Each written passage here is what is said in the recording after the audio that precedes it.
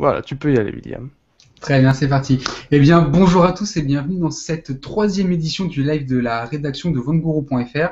Donc, comme d'habitude, je suis en compagnie de Yannis Astuce PC et de Jérôme. Donc, un Yannis Astuce PC également rédacteur sur Vonguru, je le rappelle. Et pour ceux qui ne le connaîtraient pas encore, Jérôme qui est donc, entre guillemets, un peu le boss, hein, c'est la personne qui chapeaute un peu tout sur Vonguru. Et donc, à l'image des deux derniers lives, aujourd'hui, on va continuer sur la même lignée. Donc, en première partie d'émission, on va vous proposer un peu pas des tests en vidéo, mais on va vous présenter des produits en live. Donc, Yanis nous parlera de produits Cooler Master, de périphériques Cooler Master, pour être plus précis, d'un clavier et d'une souris. Quant à Jérôme, il va nous parler du casque Roccat, du dernier né de la gamme Roccat en casque, le Cave XTD 5.1. Qui est un casque qui a quelques petites particularités qui vont certainement en intéresser plus d'un. Comment allez-vous, messieurs? Bah bien, et toi? Ça va, tranquillement. Voilà, moi ça va très bien aussi, écoute. J'avais du son qui venait dans tous les sens parce que j'avais laissé plein d'onglets avec le live ouvert, mais c'est pas grave. Et donc, en deuxième partie d'émission, comme d'habitude, on reviendra un peu sur l'actualité de la semaine dans tout ce qui concerne l'informatique, le hardware, l'high-tech et tout ça. Et bien sûr, tout au long de l'émission, on essaiera de répondre à vos questions et de prendre en compte vos remarques. Voilà, donc juste ajouter une petite remarque, hein, vous pouvez réagir sur Twitter avec le hashtag VonGuruLive et vous avez sur le site de VonGuru directement, vous pouvez directement suivre ce que postent les viewers en direct. Voilà. Alors, à noter que dans la description, vous retrouverez un clip tout de suite pour poser directement vos questions sur Twitter. Vous aurez aussi le programme de l'émission pour ceux qui veulent se le remémorer et aussi les liens de nos différents comptes Twitter pour nous suivre chacun séparément. Tout à fait. Exactement. Donc, Yanis, je te propose de commencer avec tes périphériques Cooler Master. Oui, voilà, moi je vais commencer avec une petite souris, je vais commencer en douceur, disons, avec un produit assez basique, on va dire, puisque c'est une souris, alors c'est pas une dernière née ou quoi que ce soit, c'est une souris assez classique, que je vais essayer de vous rapprocher un petit peu. C'est la Mizar en fait de Cooler Master. Je comptais faire une vidéo et peut-être faire un petit article dessus. Mais pour l'instant, je vais me contenter de vous la montrer pendant ce live. Et en fait, moi, j'utilisais la Avoc depuis pas mal de temps de Cooler Master, qui est en fait ce modèle-là maintenant, c'est une version un petit peu amincie, on va dire, puisqu'elle est elle est beaucoup moins large, un peu plus légère aussi. Donc si je vous mets à côté, hop, celle qui est branchée, si je vous mets la Avoc et la Mizar à côté. Vous pouvez voir qu'en fait, globalement, elles sont, enfin, c'est un peu dans la même lignée. Un peu c'est des designs qui diffèrent certes, mais voilà, on a un peu des souris de la même gamme à peu près. C'est un peu une version light entre guillemets. C'est une version light de la Avoc qui a effectivement un petit peu moins de fonctionnalités, mais bon, elle est vendue aussi un peu moins cher. Elle est vendue à environ 10 € moins cher la Mizar que la Avoc. J'ai vérifié le prix, c'est dans les 40-45 €. Donc ça reste une souris pas ultra haut de gamme, mais haut de gamme on va dire. Enfin, il y a pas mal de souris dans cette gamme de prix. Et là en fait la Mizar, ce qu'elle a, c'est que elle a plus l'afficheur de DPI sur la souris directement, ce qu'avait la Avoc. Et puis bon, ce qui est un peu dommage, c'est qu'ils ont gardé le rétroéclairage personnalisable au niveau du logo Cooler Master, enfin du logo CM Store plus précisément ici. Par contre, t'as la lumière de la molette et des deux petits boutons qui permettent de switcher entre les profils. Ceux-là restent en permanence allumés en blanc. Donc moi, ce que je préfère faire en fait, c'est de laisser la lumière en blanc ici sur le logo pour éviter d'avoir une espèce de mélange de couleurs. Voilà. Après. Donc en fait, le système de LED, ça reprend, enfin pour le logo en tout cas, ça reprend un peu ce que fait Roccat, c'est-à-dire pouvoir personnaliser vraiment la couleur de notre choix sur le logo. Ouais, c'est ça. Et en fait, une couleur correspond à un profil. Voilà. D'accord. Après, les profils peuvent se régler par le logiciel. C'est exactement ce que propose Roccat. Après, moi personnellement, le fait que la molette et les deux boutons restent blancs, ça me dérange pas parce que le blanc, ça va un peu avec tout de toute façon, donc c'est pas trop gênant au point de vue de la personnalisation. Ouais, exactement, tout à fait d'accord. Et ensuite, moi j'aimais bien la surface, la Avoc avait une surface soft touch. Donc là, pour entre guillemets réduire un peu les coûts et voilà, un peu différer de la Avoc, c'est plutôt un plastique lisse qu'on retrouve mais bon, qui est agréable au toucher, je trouve, quand même, qui reste agréable au toucher. Ça peut limite, on peut limite voir un peu le type de surface que c'est. Je posterai des photos en haute définition dans un article, mais ça vous donne une petite idée. Après, ce qui est appréciable, bah, c'est ceux qui aiment les souris légères seront contents. Et au lieu d'avoir, alors avant, je vais vous montrer sur la Vogue d'abord. Sur l'un des côtés, sur le côté droit, il y avait du plastique brillant. Et de l'autre côté, il y avait une surface antidérapante. Et là, en fait, ce qu'ils ont fait avec la Mizar, c'est qu'ils ont mis la surface antidérapante des deux côtés. Voilà, ce qui permet, je trouve, une meilleure prise en main. Surtout elle est beaucoup plus fine, elle est beaucoup moins large, donc C'est semblable à ce qui est présent sur la SteelSeries Rivals, pour ceux qui connaissent. voilà. Donc si vous voulez aller regarder un peu les modèles qui sont proches de celui-ci. Après, le point fort en fait de cette souris aussi, bon, c'est vrai elle a un prix assez réduit, donc ça peut être pas mal, ceux qui ont un budget serré. On a toujours le câble gainé, bon ça se voit pas du tout, mais le câble est gainé.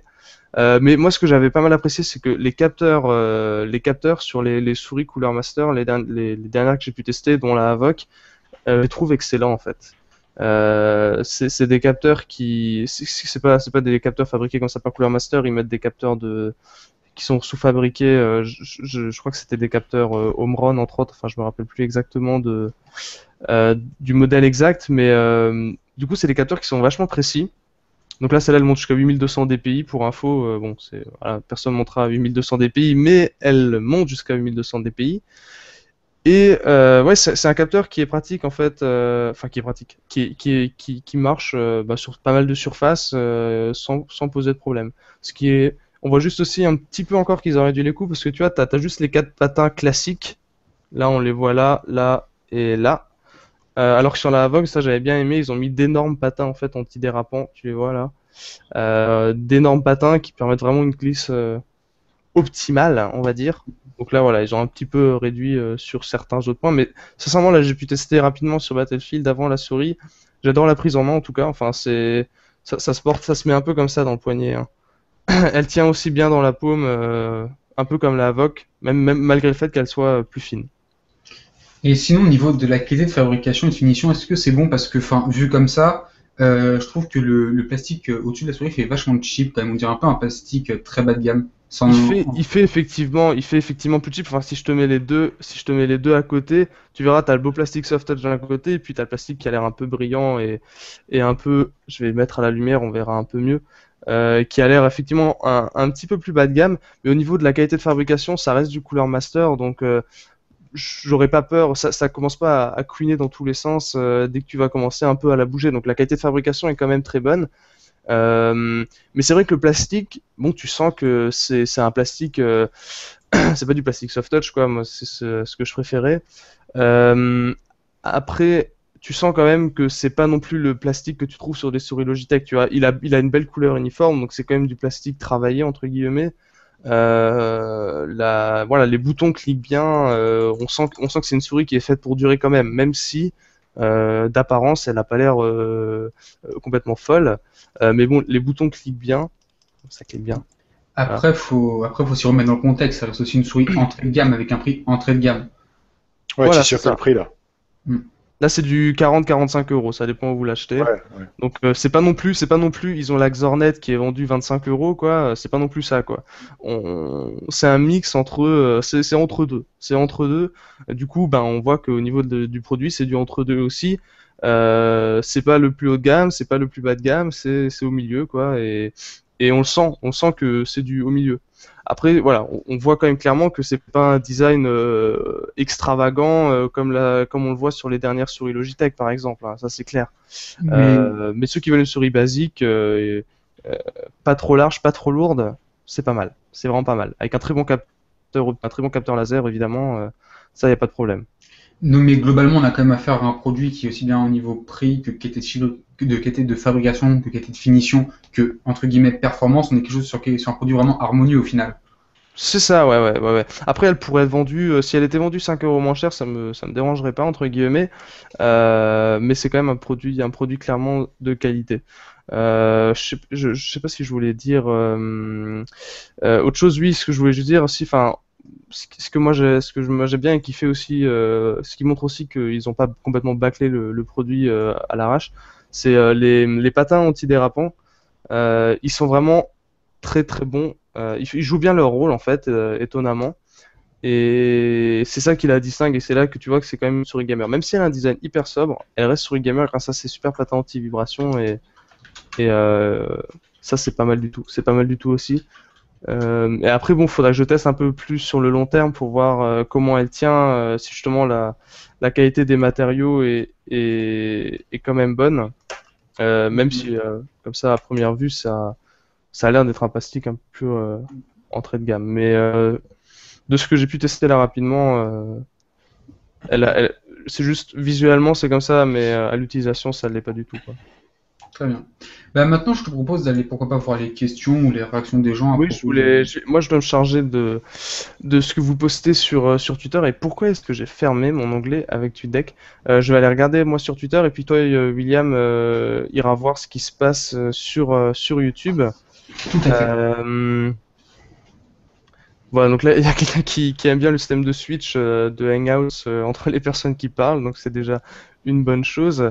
Après, j'avais pas d'autres questions en particulier. Je sais pas si tu avais quelque chose Sur YouTube non plus. Sur YouTube non plus, apparemment pas de questions. D'accord. Donc, Écoute, Jérôme, peut-être une question à propos de cette souris? Non, pas spécialement. Je crois que tout a été dit, mais je vais peut-être profiter de l'occasion puisque Yanis a parlé de Logitech pour parler de la souris que j'ai entre les mains exactement. depuis un petit moment. Alors c'est une souris dont on ne pouvait pas trop parler parce que elle est sortie officiellement aujourd'hui. Donc on est les premiers à l'avoir, on est le premier à avoir sorti un test français dessus. C'est la nouvelle Logitech, c'est la G402 Hyperion Fury. Donc, vous la voyez, elle est là. Elle ressemble comme deux gouttes d'eau, peut-être pas totalement comme deux gouttes d'eau, mais elle ressemble à ce dont on avait parlé la semaine dernière, c'est la G502 Proteus Core. Elle y ressemble vraiment, mais il y a quand même de grosses différences. Donc le design, vous avez vu, c'est le nouveau design que l'on trouve chez Logitech. Alors pour info, j'ai l'ancienne, enfin celle qu'elle remplace, la G400. Donc vous avez vu, si on va les mettre dans le même sens, ça sera mieux. Je pense qu'elle lui met un sacré coup de vieux quand même. Hein. On est plus sur un design plus anguleux par rapport à ce qu'il y avait avant. Alors, quelle est la particularité de cette souris? Bon, déjà, c'est une souris qui sera pas vendue avant le mois d'août, donc elle n'est pas sur le marché, elle a été juste présentée tout à l'heure. C'est une souris qui a coûté 59 €. Ouais, c'est pas mal. Et dédiée au FPS. Ah oui, ça va en intéresser beaucoup, je pense. Alors jusqu'à présent, souris dédiée FPS, c'était surtout le truc marketing, voilà, dédié FPS, etc. Ce que j'apprécie chez Logitech depuis un certain temps, c'est qu'ils semblent vraiment se dire, bon, on a un peu trop vécu sur nos acquis, il faut quand même qu'on s'intéresse à tout ce qui est gaming, sport électronique, etc. On a une grosse légitimité, c'est vrai, mais on s'est laissé un peu, on s'est un petit peu endormi. Donc là, ils sont partis d'un constat très simple, c'est que le joueur de FPS, il avait besoin de déplacements très rapides, très amples, pas spécialement de la résolution.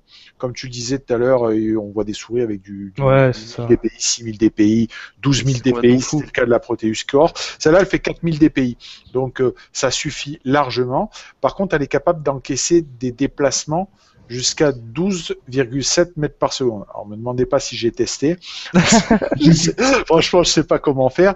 Mais par contre, ce qui est intéressant, c'est que pour vous donner un ordre d'idée, si on devait comparer avec des produits du secteur, ça va être la Sensei ou alors encore une Corsair, la Corsair M65 FPS. C'est des souris qui sont plutôt de l'ordre des 5 mètres par seconde.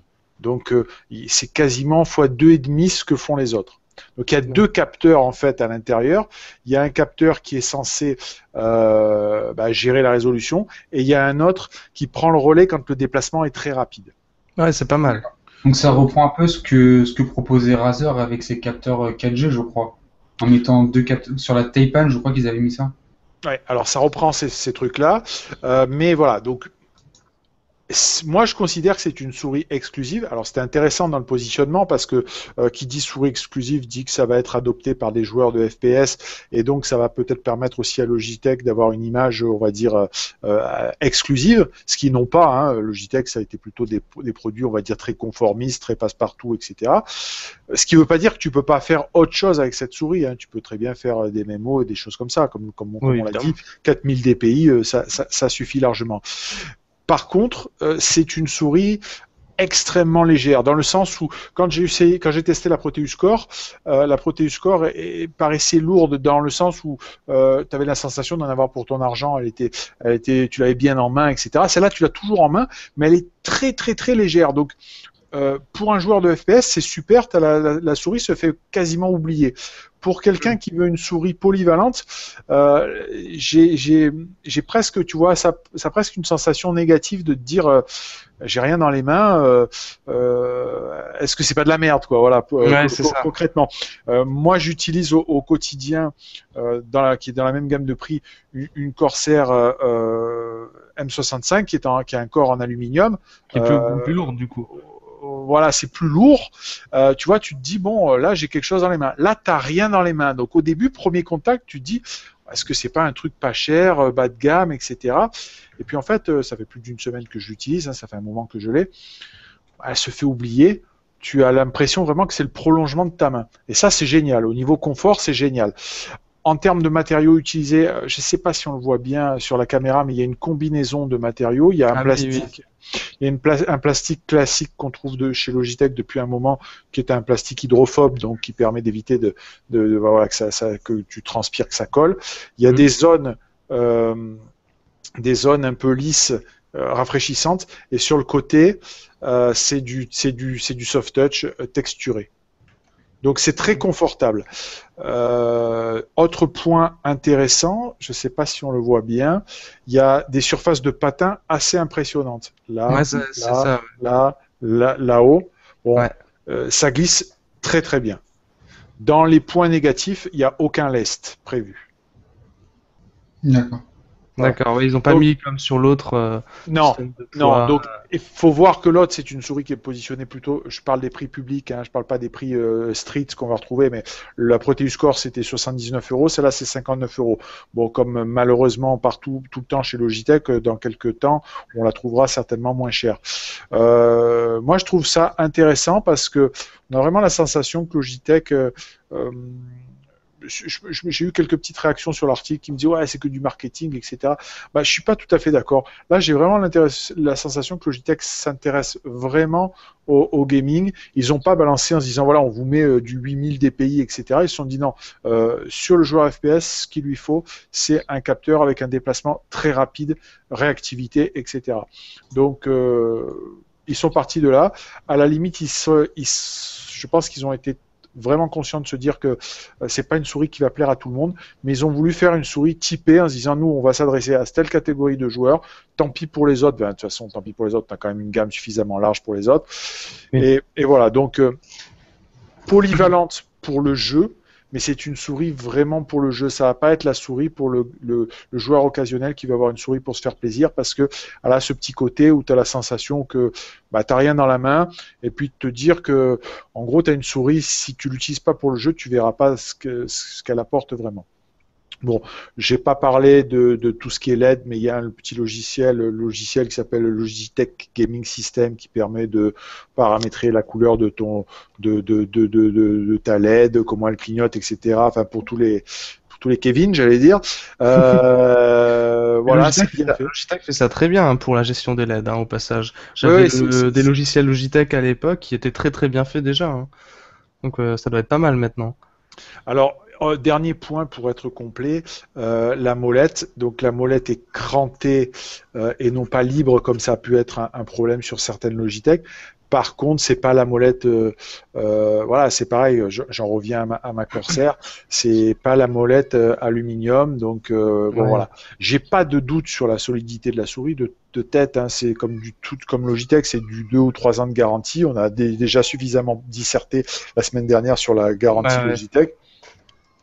Donc voilà, souris pas mal, intéressante, positionnement intéressant de Logitech, et surtout c'est une exclusivité. Vous la verrez pas ailleurs pour le moment que sur le blog pour un test précis. Tous les autres trucs que vous voyez sur d'autres sites, ce sont des news. Nous, on l'a vraiment testé. Voilà. Alors, moi, j'ai une petite question. Qu'est-ce que ça donne comparé à une autre souris qui, pour moi, est la référence du secteur? Ça donne quoi comparé à une Kone XTD? Bah, c'est pas la même souris. La Kone XTD, je te la comparerais plutôt à la Proteus Core. Hein. C'est plutôt Mais dans cette enfin, gamme-là. tout ce qui est définition, de fabrication, est-ce que c'est vraiment des souris de la même gamme? Est-ce qu'on retrouve vraiment Non. Non, c'est pas la même gamme parce que de toute façon, tu es à 59 euros. Une Kone XTD, t'es pas à 59 euros. La T'es Kone plutôt Pure, pardon. Kone Pure, pardon. Ouais, voilà. Donc la Kone Pure, oui, c'est la même gamme. Alors, en qualité de fabrication, c'est la même gamme. La seule chose, je te dis, qui peut choquer, c'est cette sensation. C'est pas une sensation, c'est la réalité. C'est une souris qui pèse à peine plus de 100 grammes. Hein. C'est cette légèreté. Et tu sais comme moi que quand tu premier contact avec un produit, tu le prends, c'est léger, tu as tendance à te dire bon, est-ce que c'est pas cheap, est-ce que c'est pas de la merde? C'est pas le cas. Je te dis, au bout d'une semaine, ça clique toujours très bien. L'assemblage des plastiques est nickel. Voilà, non, c'est pas le cas. Alors, en termes de finition, c'est dans la gamme, c'est pas au-dessus, c'est pas en dessous. Par contre, elle apporte vraiment ce côté exclusif qui, pour moi, en fait un produit intéressant. Très bien, donc produit à surveiller, quoi. Produit à surveiller. Ce qui est pas mal de voir aussi, c'est que toute la gamme Logitech va se mettre au diapason de ce qu'on a vu. Donc, oubliez ce design-là, qui avait des adeptes, hein, mais qui, du coup, fait foncièrement ringard. Tout ça, ça va changer progressivement. Logitech va tirer à gogo jusqu'à la fin de l'année avec des nouvelles gammes. Donc, on reparlera souvent de Logitech dans les lives de la rédac.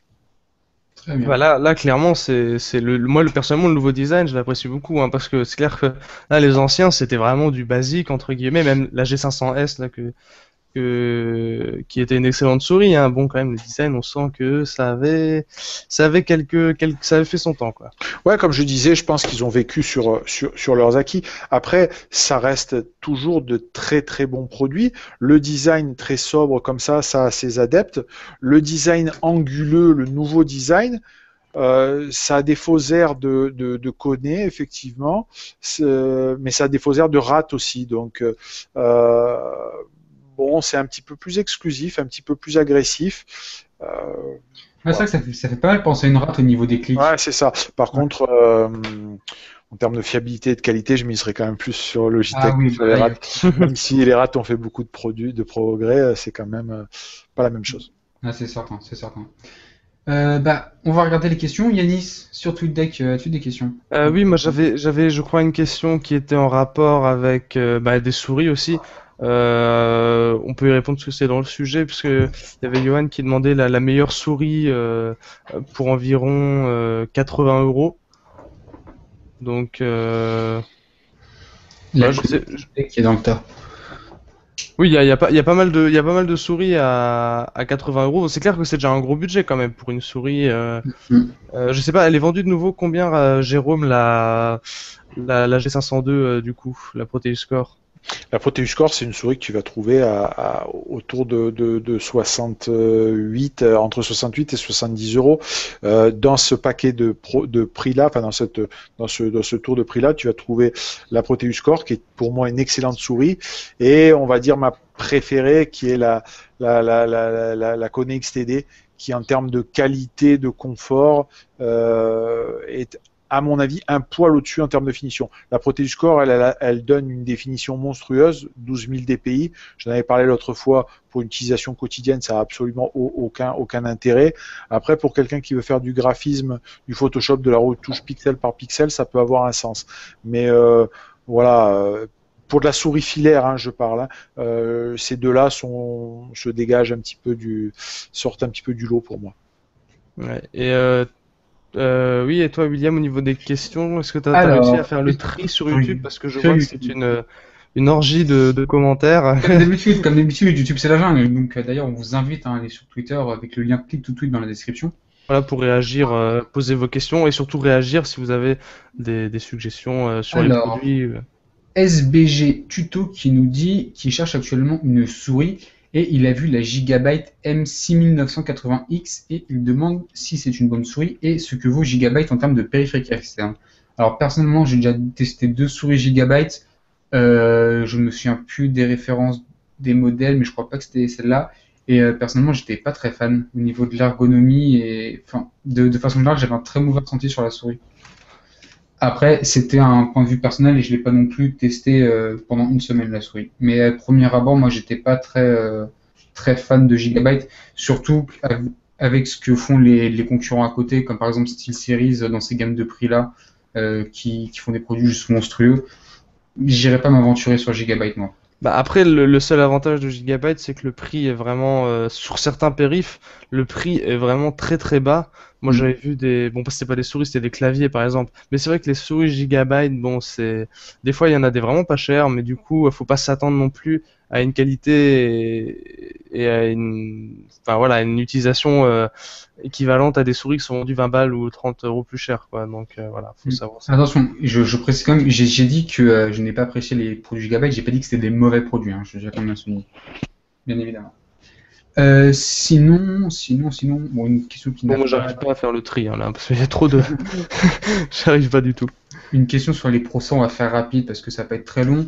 Est-ce qu'un i7 encode mieux la 3D qu'un i5? Est-ce qu'il y a un gain d'encodage entre un i5 et un i7?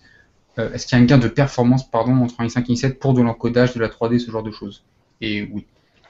Oui, le Ça paraît i7 est, évident. ouais, le i7 est plus à l'aise dans ce style de pratique. Sinon, bah, c'est tout. Après, tiens, j'ai une question à laquelle je peux répondre. Enfin, j'avais déjà parlé, hein, de la Pebble. On avait déjà parlé des montres connectées, mais là, il y a quelqu'un qui cherchait par exemple une montre, pour le sport. Donc, on pourrait vite fait revenir sur les montres connectées. Alors bon, pour le sport, il y a la Pebble. Je sais pas si c'est l'idéal parce que c'est limite trop complet pour le sport. Mais je crois que Samsung fait des trucs pas mal. Ils avaient pas la Gear Fit, si je me rappelle bien. Ouais, on en a parlé de la Gear Fit, hein. Moi, j'ai eu l'occasion de l'utiliser. On l'a dit la semaine dernière, c'est bien parce que c'est pas cher, c'est bien parce que c'est connecté, mais c'est pas bon sur la précision du capteur cardiaque qui est intégré, quoi. Ouais, je pense que c'est pas le genre de montre qui permet aussi, enfin de bracelet connecté, c'est entre un bracelet et une montre, de suivre le nombre de pas qu'on fait, des fois avec le téléphone ou des fois avec un capteur dans le poignet. Je sais pas si elle faisait ça. Ouais, c'est un capteur dans le poignet là, pour le cœur et pour tout ce qui est tracking, c'est-à-dire si tu veux savoir si tu as fait un footing de 10 km, de 5 km, etc., tu es obligé effectivement d'utiliser le GPS de ton téléphone. C'est aussi un D'accord. problème, quoi. Ouais. Mais bon, ça peut être une chose, pour ceux qui recherchent, des montres, pour le sport, quoi, tout simplement.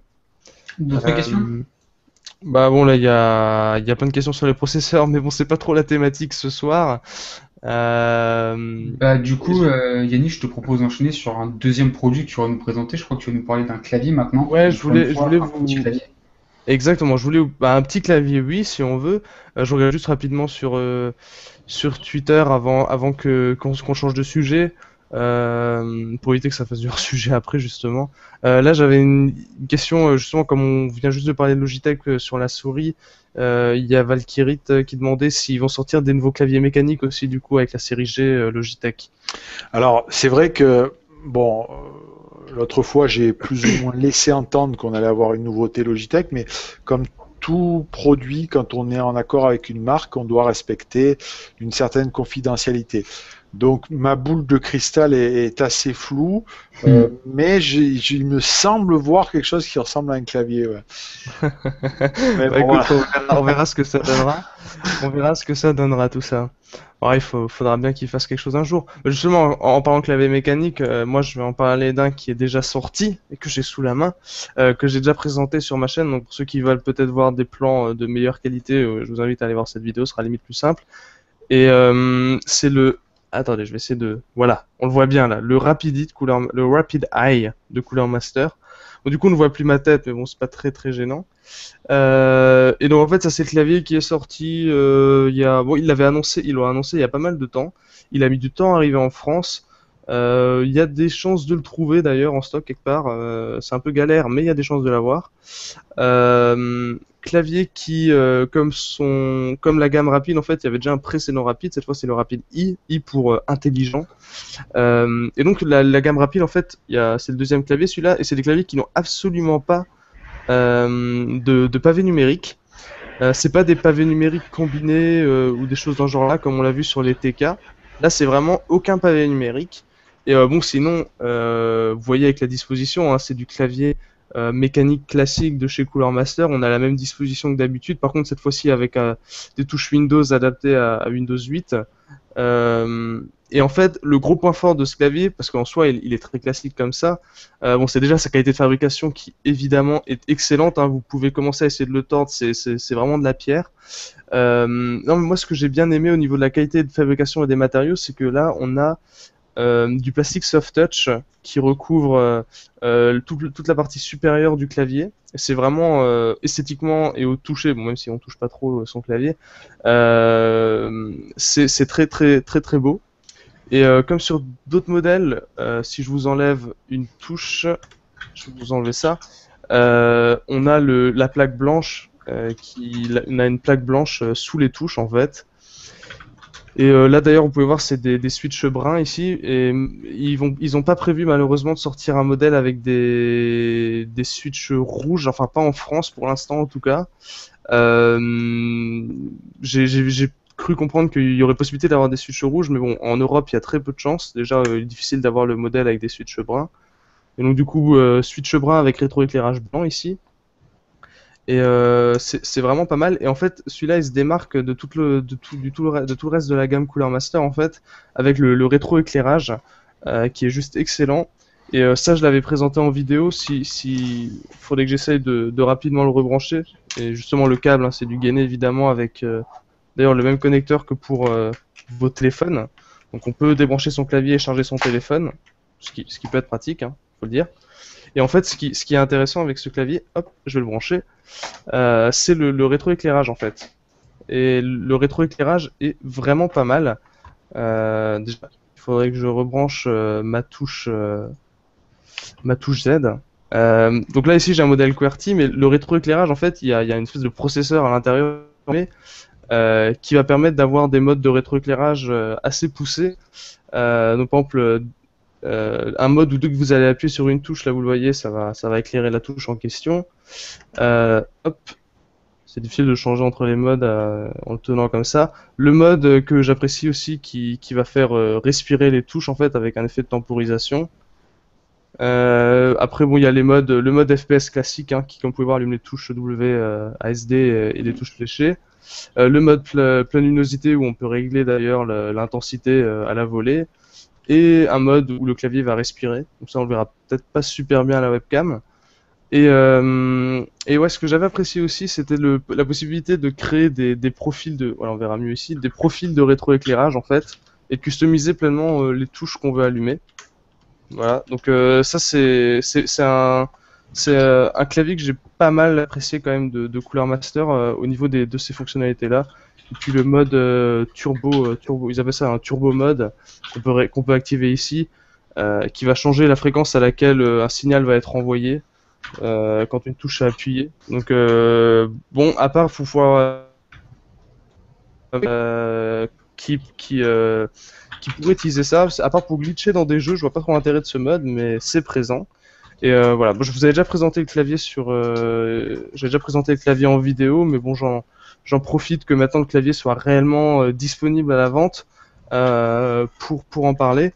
Et justement, je parlais du fait qu'il n'y ait plus de pavé numérique. En fait, vous voyez, là, ça c'est un TK. Alors, je vous mets au défi de trouver un Quiffer TK blanc au passage. Mais sur les TK, en fait, il y en a encore des chez LDC, je crois. Ah, je suis pas sûr. Non, non, moi j'ai regardé il y a pas longtemps. Très très difficile de trouver ce modèle avec des switches bruns et Allez voir chez blanc. Jamais. On va voir, je vais regarder après. Bon, bref, là ici vous voyez, on peut switcher entre, avec le rétroéclairage H20, on peut switcher entre les flèches et le pavé numérique. Bah là les rapides, c'est absolument pas ça. Par contre, ce qui est génial, c'est que du coup ça rentre parfaitement dans un sac. C'est pas des claviers qui font 3 mètres de long, ils sont pas larges en plus. Donc c'est pas large, c'est pas épais, enfin c'est pas épais, ça va encore. Et ça, il n'y a aucune chance que ce clavier se casse dans votre sac. Ça c'est clair.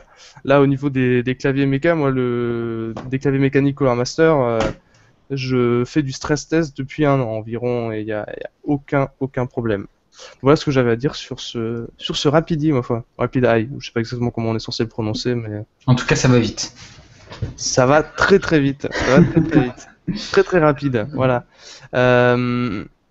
Et je sais pas si non, j'avais pas noté de choses. J'ai pas le chat YouTube sous la main, donc je sais pas si.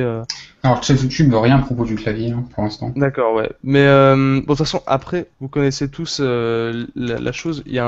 Malheureusement, YouTube met pas mal de décalage au niveau des vidéos, enfin des différents événements en direct.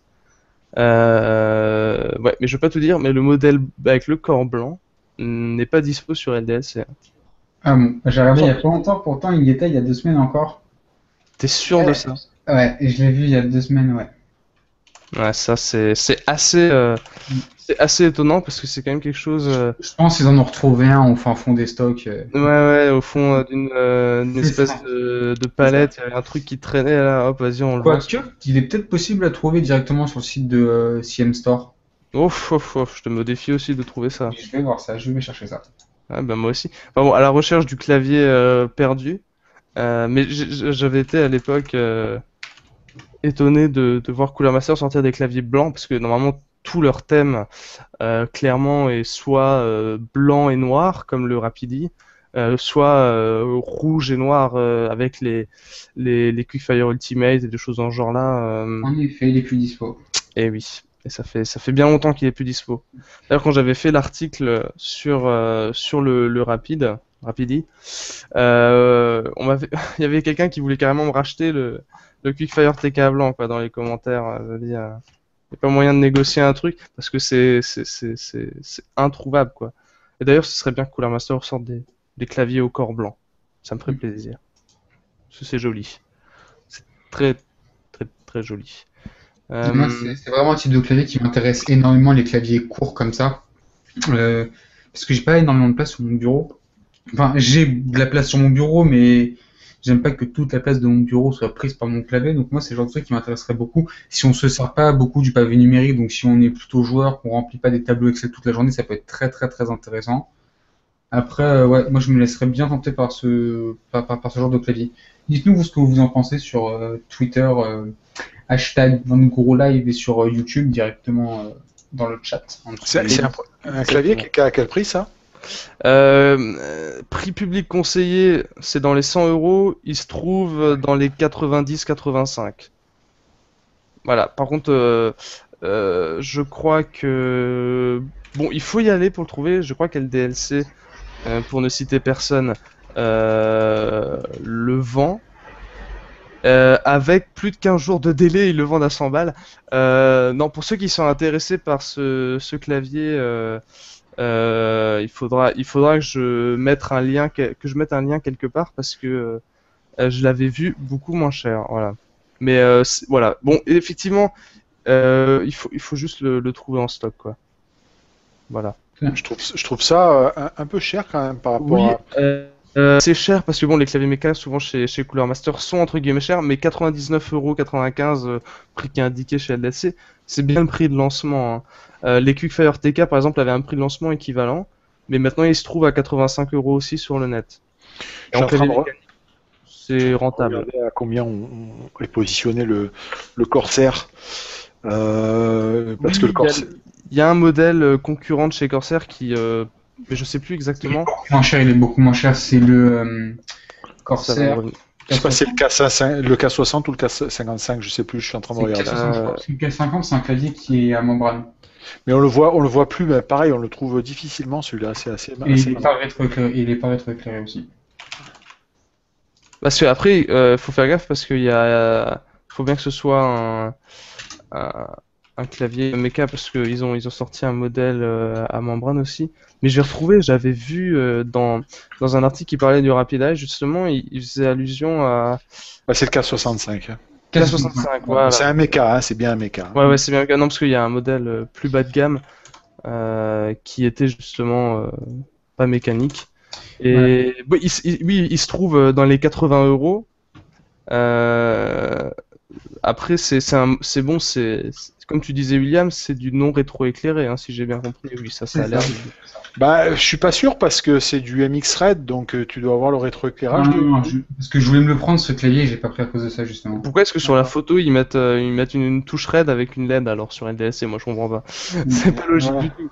C'est pas logique du tout. Mais oui, mais là, ils font pas mention de rétroéclairage. Oui, non, c'est bien. Le clavier n'est pas rétroéclairé, donc voilà, tu peux trouver quand il sera dispo, quand les stocks seront revenus à la normale pour le Rapid Eye, tu pourras le trouver à 85 euros. Donc du coup, pour quelques euros de plus, tu te retrouves avec un clavier qui a du rétroéclairage assez poussé, on va dire. Et c'est pas un Ouais. prix exorbitant.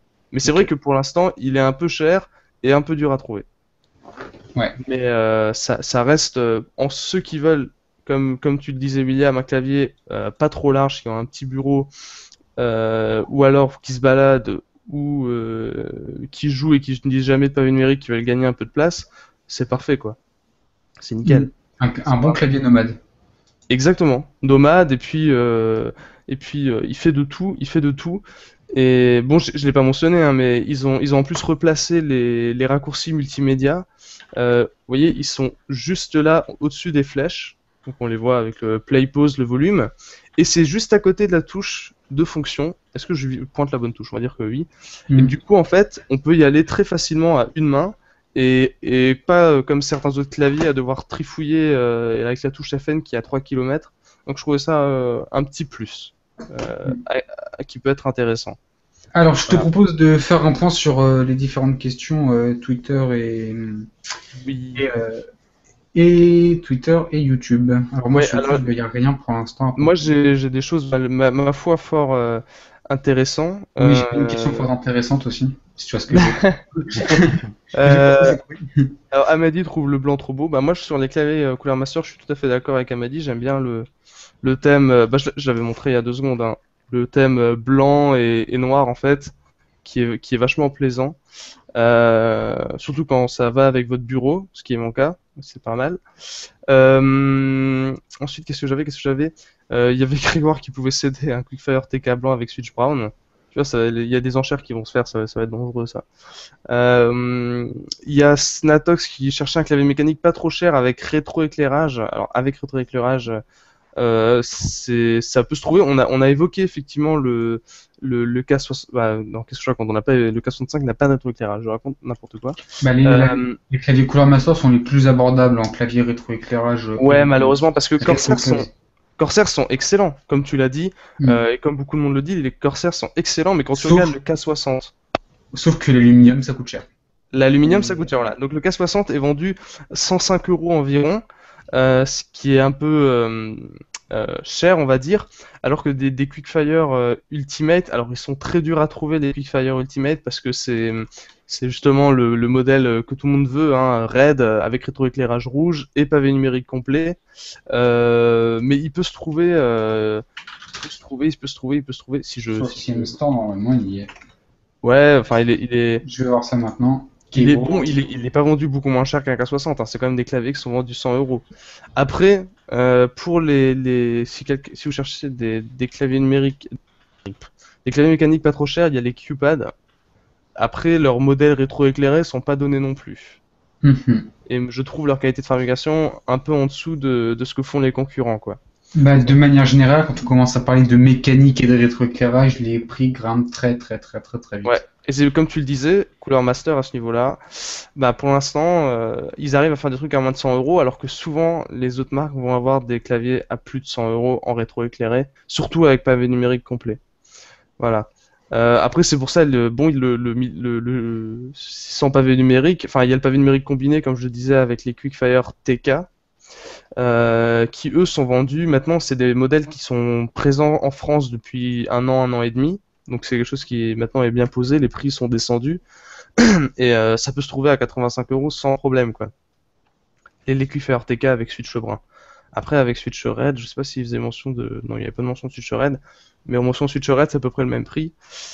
Mais voilà, là avec pavé numérique, c'est pour l'instant un petit peu en rupture de stock chez Cooler Master, mais ça reste les moins chers quand même. Il vaut mieux attendre pour l'instant, je pense, pour ça. ou voir ce que sortent les autres marques. Voilà. Faudra voir ce que ça donne. Bon, sinon, autre question sur Twitter. Là, je suis en train de regarder, je fais un tour rapidement. Oui, voilà, j'avais une remarque de Joris aussi qui est que je comprends tout à fait. Qui est, tu dis que c'est mieux de ne pas avoir de pavé numérique, mais bon, si il faut faire mage pour faire un chiffre, c'est quand même embêtant. Ben oui, c'est ça le petit défaut quand vous achetez un clavier mécanique sans pavé numérique. Il faut savoir que vous êtes obligé de faire mage pour accéder aux chiffres, genre n'importe quoi. Vous êtes obligé à chaque fois de faire mage pour accéder aux chiffres. Donc c'est clair que, comme tu le disais, si comme moi vous passez votre temps sur des tableaux Excel, ça devient vite embêtant. Voilà, pour taper les virgules, etc. Enfin voilà, c'est pas pratique. Mais bon, pour un gamer, normalement, c'est absolument pas problématique. Et ça permet de gagner un peu de place sur le bureau. Voilà, c'est pour ça que je disais que c'était entre guillemets mieux. Il n'y a pas de mieux ou pas mieux. Enfin, mais ça peut être plus intéressant, je trouve.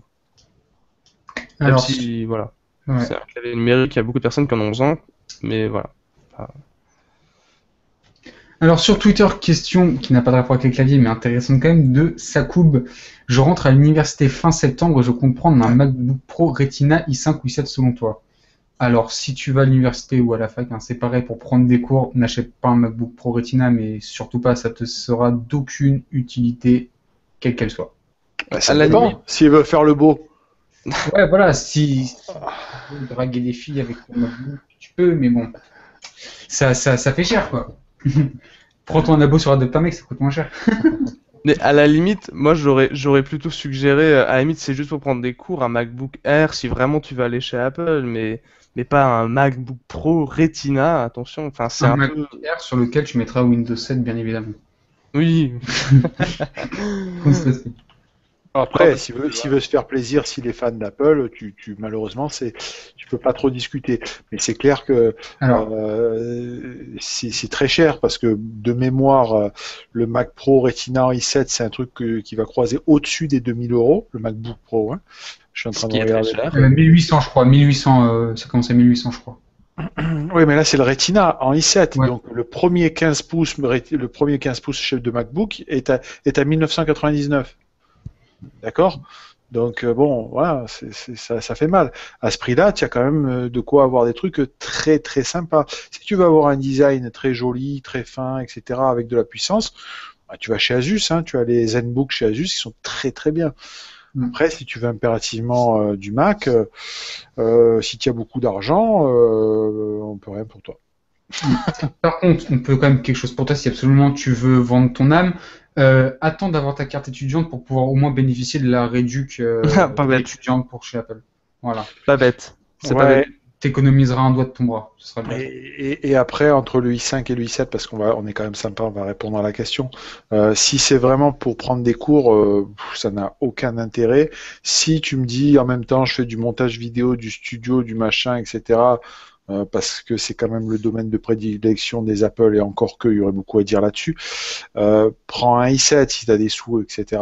Mais personnellement, moi je suis utilisateur à un Mac, hein, j'en ai toujours eu parce que j'aime bien les beaux produits, etc. Mais c'est très très cher pour ce que c'est. De l'écran très haute définition comme le Retina, tu en trouves sur d'autres produits, je pense notamment à Toshiba qui fait des portables très légers. Tu as le Asus ZenBook qui est très beau, qui a de la performance, etc., etc. Tu seras moins cher. Et vraiment, s'il te reste un peu des sous et que tu veux vraiment tout claquer, bah, tu te prends un écran pour quand tu reviens chez toi, brancher ton portable dessus, quoi. Alors, juste pour information, Retina, ça veut absolument rien dire. C'est juste une norme qui a, entre guillemets, inventé Apple, qui veut dire que l'écran fait plus de 300 pp. Oui, mais c'est ça, ils sont très forts là-dessus, Apple. Hein, voilà, donc en gros, si tu veux, entre guillemets, un écran Retina sur un PC, tu cherches dans la fiche technique des PC et tu prends un écran qui a au moins 300 pp. De toute façon, plus de 300 pp, ça sert à rien parce qu'après, on peut plus distinguer entre 300 et 400. L'œil ne peut plus distinguer s'il y a un pixel ou non.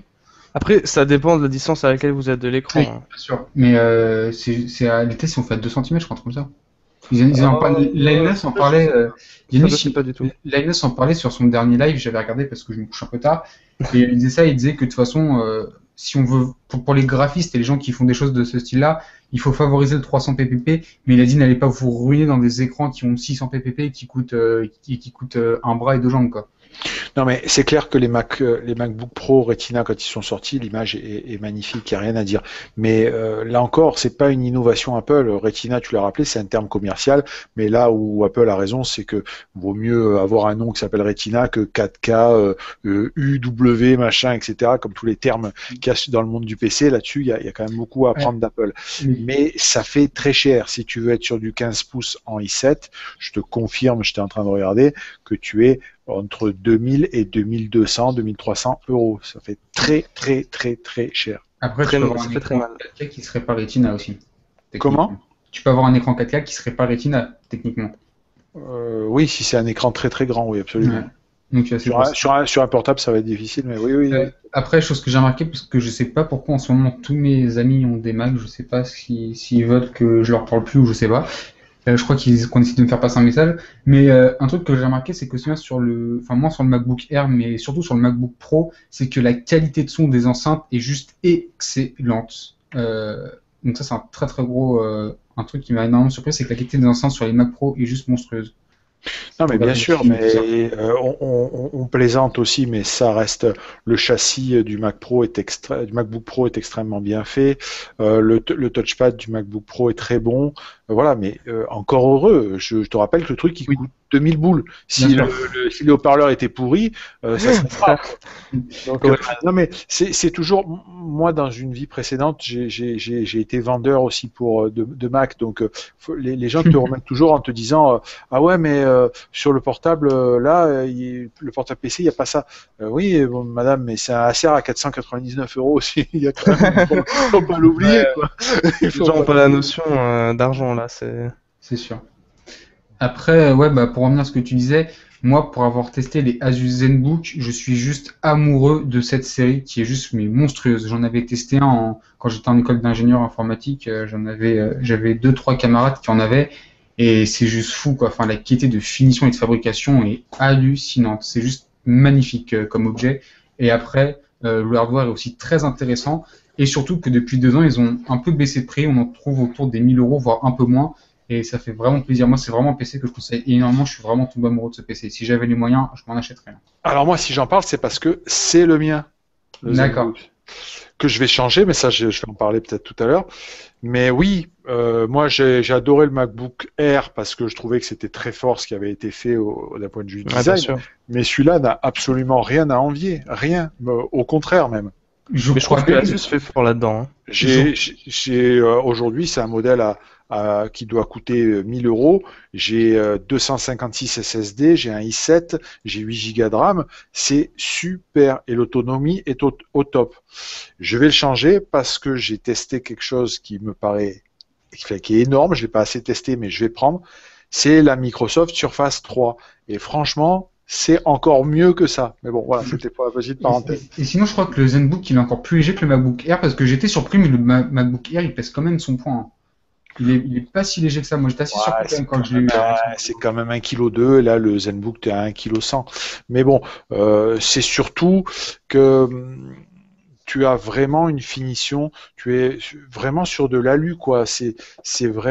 Honnêtement, ça a rien à envier, quoi. Vraiment, je dis pas ça, faut pas faire de l'anti-Apple primaire parce qu'il y a quand même des trucs très bien chez Apple, mais ça n'a rien à envier d'un point de vue esthétique, d'un point de vue performance, c'est au-dessus. En termes de connectivité, c'est de toute façon, bon, c'est pas compliqué de faire mieux, mais il y a un petit peu mieux que sur le MacBook Air. C'est un super produit. Ils ont mis de l'Ethernet du coup ou pas? Non, enfin, tu as un adaptateur. Ouais, tu as un adaptateur qui est fourni pour l'Ethernet et tu as un adaptateur qui est fourni pour passer du mini HDMI que tu vois là non, même pas. D'ailleurs, je te dis mini HDMI, mais c'est pas un mini HDMI, c'est un mini DisplayPort. Et tu passes en VGA. Ah, Donc c'est pas mal. Ça, ça, c'est pas mal. ouais, c'est pas mal. C'est fourni avec. Mais faut savoir que sur tous les ultrabooks, à part un modèle de Acer dont j'ai oublié le nom, je crois que c'est le S6, où il y a une motorisation à l'arrière qui permet de dévoiler des ports, il y a pas, il y a pas de port Ethernet sur les ultrabooks. Bah, après, moi, ce que j'ai, alors malheureusement, je l'ai pas sous la main, c'est un faux Ultrabook. Je t'avais déjà parlé, j'en ai peut-être parlé déjà dans un des lives ou je sais pas trop quand.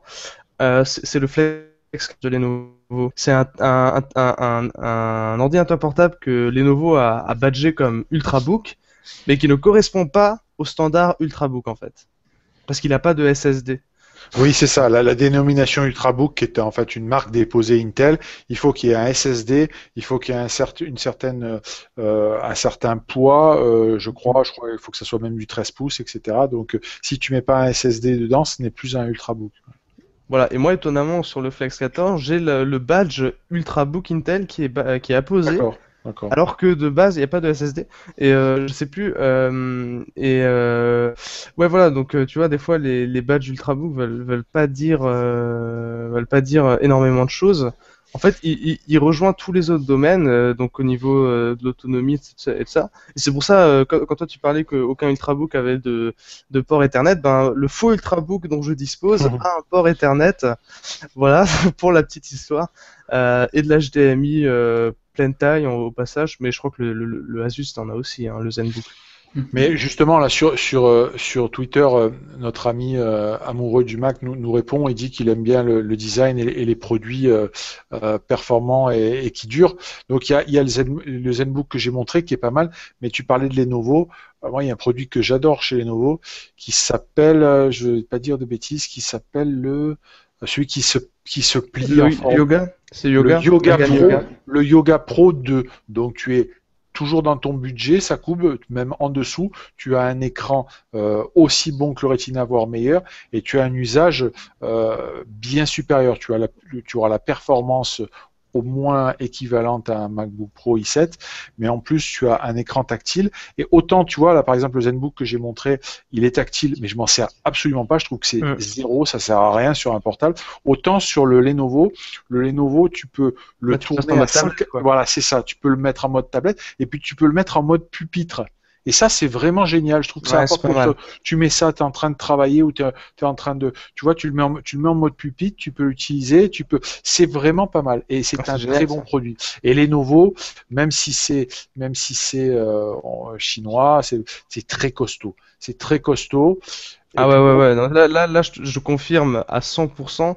Lenovo à ce niveau-là, tu sens que c'est quand même une marque qui principalement fait du pro.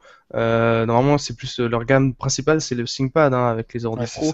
Et le grand public s'inspire de ça et ça se ressent. Mais moi, le Flex 14 que j'ai payé 500 €, hein, les charnières par exemple, bah, Lenovo, elle est simplement les meilleures charnières possibles, imaginables. Enfin, bon, il y en a qui font après la même chose, hein, mais elles sont vraiment excellentes les charnières. Et c'est là qu'avec le Yoga, tu vois que les charnières qui permettent justement de venir transformer l'ordinateur en mode tablette. Ouais, ce sont des charnières en magnésium, hein, donc je vais pas dire que c'est incassable, mais c'est très costaud. Il y a des extensions de garantie sur le Yoga 2 Pro, je pense que tu peux aller jusqu'à 3 ans. Et ne te méprends pas. Le Apple, c'est une légende, ça, c'est incassable, etc. Les Apple tombent en panne. Ils tombent en panne aussi bien que n'importe quel autre PC, puisque de toute façon, ce sont des PC. Et par contre, quand ça tombe en panne, là, tu vas t'amuser parce que chez Apple, prépare-toi à avoir de grosses douleurs quand tu es hors garantie. Oh oui, bah, c'est pour ça que d'ailleurs il y a plein de réparateurs agréés quand même dans toutes les villes, hein. Sauf moins dans les villes où il y a des Apple Store, mais on voit encore quand même pas mal de mecs qui vont venir réparer des machines Apple, hein. Donc voilà, il n'y a pas de zéro panne, hein, évidemment. Ça c'est clair. Tout à fait. J'essaie de voir un peu sur YouTube, mais bon, c'est trop le bordel, je vais retourner sur Twitter. Je sais que ton PC est puissant, mais pour l'encodage vidéo, donc Mac Pro, ça sert à rien. Ah non, ça c'est une réponse à une autre question, on va pas s'en mêler. Oui, effectivement. Donc pour faire court, si c'est pour prendre des cours ou autre, ne te ruine pas dans un Mac, les Asus ZenBook font largement le taf. Et sinon, pour revenir vite fait, moi aussi j'ai un vrai faux Ultrabook que je vous avais présenté en vidéo. En entrée de gamme Lenovo à moins de 500 euros, ouais. Qui pareil a les caractéristiques de l'Ultrabook. J'ai d'ailleurs j'ai le petit autocollant Ultrabook dessus. Mais t'as pas d'SSD. Si, enfin j'ai du cache SSD. Ah voilà, oui. Ils ont un peu triché, ils ont un peu triché. Exceptionnellement, ça peut rentrer effectivement. Voilà, c'est un peu de la douille, mais voilà. C'est déjà ça. Voilà, donc mais après ça reste un produit à moins de 500 euros. J'ai payé 475 euros si je me souviens bien. Mais bon, je vous invite à aller voir ma vidéo et j'ai dessus un port Ethernet qui est ma foi très pratique. Et t'as du tactile aussi.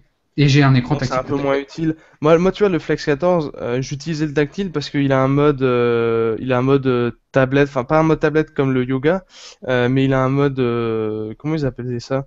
Un mode où tu peux le poser sur ton bureau, où en fait, normalement, t'as ton ordi portable qui est comme ça. Voilà, magnifique schéma. Et en fait, ton clavier est là, et tu vas pouvoir mettre le clavier complètement en arrière, et mettre le clavier à plat sur ta table, et avoir l'écran qui est comme ça en mode de liseuse. Enfin, et c'est pour ça que là, dans ce cas-là, l'écran tactile peut être intéressant. Voilà. Mais c'est vrai que comme tu le disais clairement, sur un ordi portable classique, entre guillemets, même s'il y a Windows 8 installé, le tactile, on va peu l'utiliser, quoi. On est trop loin de l'écran où c'est pas agréable, on va utiliser le clavier, le pad tactile, mais... Moi, en fait, pour moi, le tactile, je considère ça un peu comme une caractéristique bonus, quoi. C'est pas ça qui va me faire acheter un PC, mais si je peux l'avoir, ça me déplaît pas de l'avoir et je suis content de l'avoir, quoi. Mais je te garantis, quand tu as le Yoga 2, le Yoga Pro 2 entre les mains, tu changes d'avis parce que, par exemple, je sais pas, quand tu es en voyage dans le train ou un truc comme ça, bah, tu as ton portable fonctionne vraiment comme une tablette et tu oublies le clavier, c'est vraiment très bien fait. Tu le poses, tu regardes un film, il se met en format trépied. C'est d'un point de vue du concept, je trouve ça génial. Ouais, mais ça, j'avais vu. Mais le problème, après, c'est que ces produits sont bon, chers, entre guillemets. Pour de l'Ultrabook, c'est même pas si cher que ça, mais Je te c'est du haut de rappelle qu'on gamme. parle, je te rappelle qu'on parle d'un monsieur qui veut s'acheter un portable à 2000 euros. Oui, Donc voilà. il lui en restera sous le pied s'il s'achète le Yoga 2 Pro. C'est vrai. Mais encore une fois, je pense que tout ça va être enterré par la Microsoft Surface 3 que C'est j'ai eu sûr. la chance d'avoir entre les mains pendant une journée et en étant très sceptique au début et j'ai qu'une hâte, c'est de pouvoir me l'acheter parce que c'est vraiment génial. Ça remplace un ultrabook, ça remplace une tablette on va dire professionnelle, hein, bien entendu, parce que la taille est quand même grande. C'est extrêmement léger. Franchement, vraiment, c'est génial. Honnêtement, c'est génial. Alors, je sais bien que Microsoft, on aime bien leur casser du sucre sur le dos, mais là, ils ont fait un super produit. Ouais. Après, moi, j'avais regardé le test de Linus, qui a un point de vue différent, mais il était aussi très Ultrabook depuis pas mal d'années. Lui, il avait un point de vue différent, un petit peu plus... Il appréciait évidemment le produit en termes de qualité de fabrication, comme tu disais, qui est simplement excellente. Et de finition aussi au passage, et le poids qui est très light. Mais lui, ce que lui trouvait, le seul défaut qu'il trouvait encore à cette tablette, c'est qu'elle ne remplaçait pas en termes d'utilisation nomade, pour ceux qui vont vraiment se déplacer dans l'avion, transport en commun, de choses dans ce genre-là. Enfin, même si dans les bus on va pas sortir son PC, mais que dans certains domaines, si on veut vraiment bosser avec le clavier ouvert et avec le petit pad tactile, ça pouvait pas à 100% remplacer un vrai bon Ultrabook en termes de confort d'utilisation. Après, c'est son point de vue. Tu peux mettre un bémol sur le clavier qui est effectivement un clavier qui est un petit peu en retrait, mais c'est toujours pareil. Enfin, moi, j'utilise beaucoup les portables en mobilité. Arrivé à un moment donné, quand tu te poses dans un bureau, tu n'as pas de problème à brancher un vrai clavier dessus. Moi, Oui, bien sûr. je pense que c'est vu comme ça. Après, oui, le clavier est bon, c'est un clavier occasionnel. Ouais, après, il y a le modèle à cliché. Enfin, il y a un modèle clavier tactile et l'autre qui est un petit peu plus épais, qui a des vraies touches à la type ordi portable. Et celui-là, apparemment, est tout à fait correct quand même. Mais bon, après, c'est pas non plus un vrai clavier, mais ça fait l'affaire.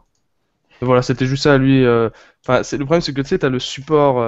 Après, ça tient avec l'espèce de support qui se déclipse à l'arrière pour après changer l'inclinaison, faire pas mal de choses. Et trouver juste ça que c'était pas assez stable, par exemple, pour le mettre sur ses genoux, comme un ordi portable, de pouvoir poser ça sur ses genoux. Et après, il a une utilisation assez spécifique de son ordinateur, Linus. Hein. À mon Écoute, avis, moi, je ne l'ai eu qu'une journée, donc c'est vrai qu'il faut si tu veux vraiment bien tester un produit, il faut un peu vivre avec, hein, voir un petit peu les choses.